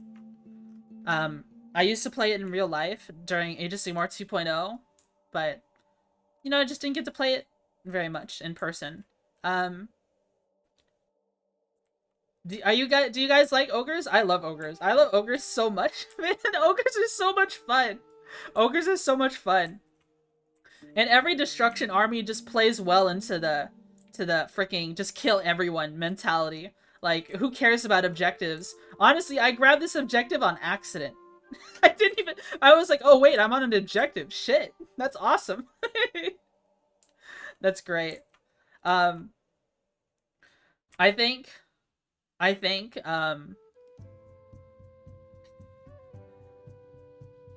yeah, the trampling charge, generating so much value from trampling charge and just dealing free mortal wounds and killing the spellcasters. I think I played it pretty good. It's just a matter of like, I didn't play it up enough for Ty Jack. I feel like I caught him off guard, so I feel kind of bad. Like, I should have warned him, like, hey, I know you guys have scary guys that will kill these Stonehorns, but like, I'm still ogres. My charges hurt. Foot soldier or monster, they hurt. That's just what ogres do. They've done that since 2.0. Ogre charge has always been a threat. That's like their main mechanic, and getting to charge so much this game, like I said, generated so much value for free. There's no way I should have been able to kill both of these guys, and it was almost all charge. Right. So next time I play against someone, and it's their first time or second time playing ogres, I'm gonna be like, hey, if I charge you, especially with these monsters, because they add +2 mortals, it's gonna hurt.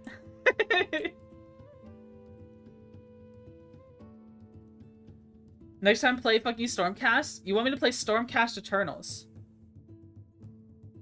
I don't really like them. Aren't they just Sigmarians? They're just Sigmar Marines? This just Space Marines? In Age of Sigmar? I don't know if I want to. I'm not as emotionally invested. Not emotionally. I'm just not as invested into the lore of Stormcast. I like the ogres in Age of Sigmar because I love the old world's lore for ogres. That's why I still call them ogre bulls. I don't give a fuck who you do or don't like. God damn it. You speak as if I care. Sucking blood. Oh my god. Sigmar Marines. Alright, let's find someone to raid. We've been going for 3.5 hours. I think we had a pretty good stream today. Who are we raiding today? Let's see, let's check YouTube.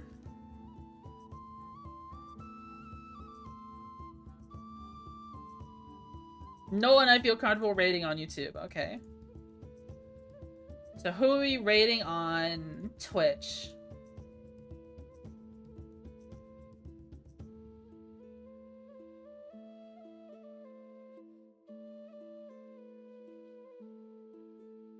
Who are we raiding on Twitch? Is there anyone else playing Age of Sigmar?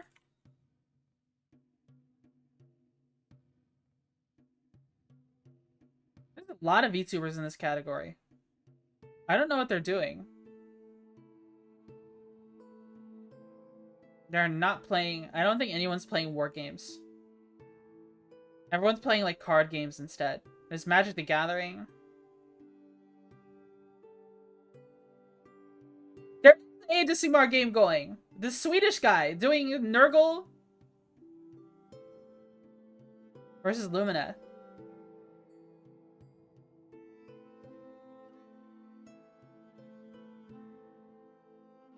Did they just start? I think they've ended. I think they've ended already. Alright, let's see.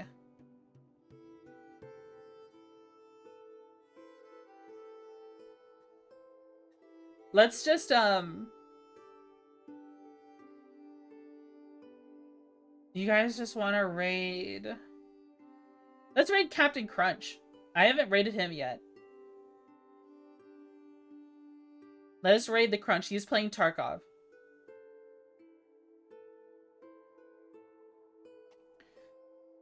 Crunch.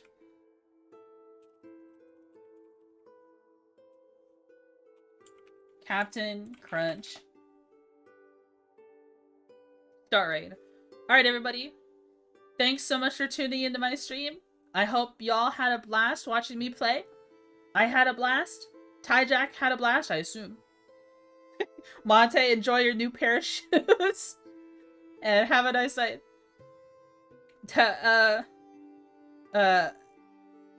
What is the raid message? I'd say Ogre's biggest and meanest raid. Ogre's biggest and meanest. Alright, take care everyone. Have a nice night. Bye bye.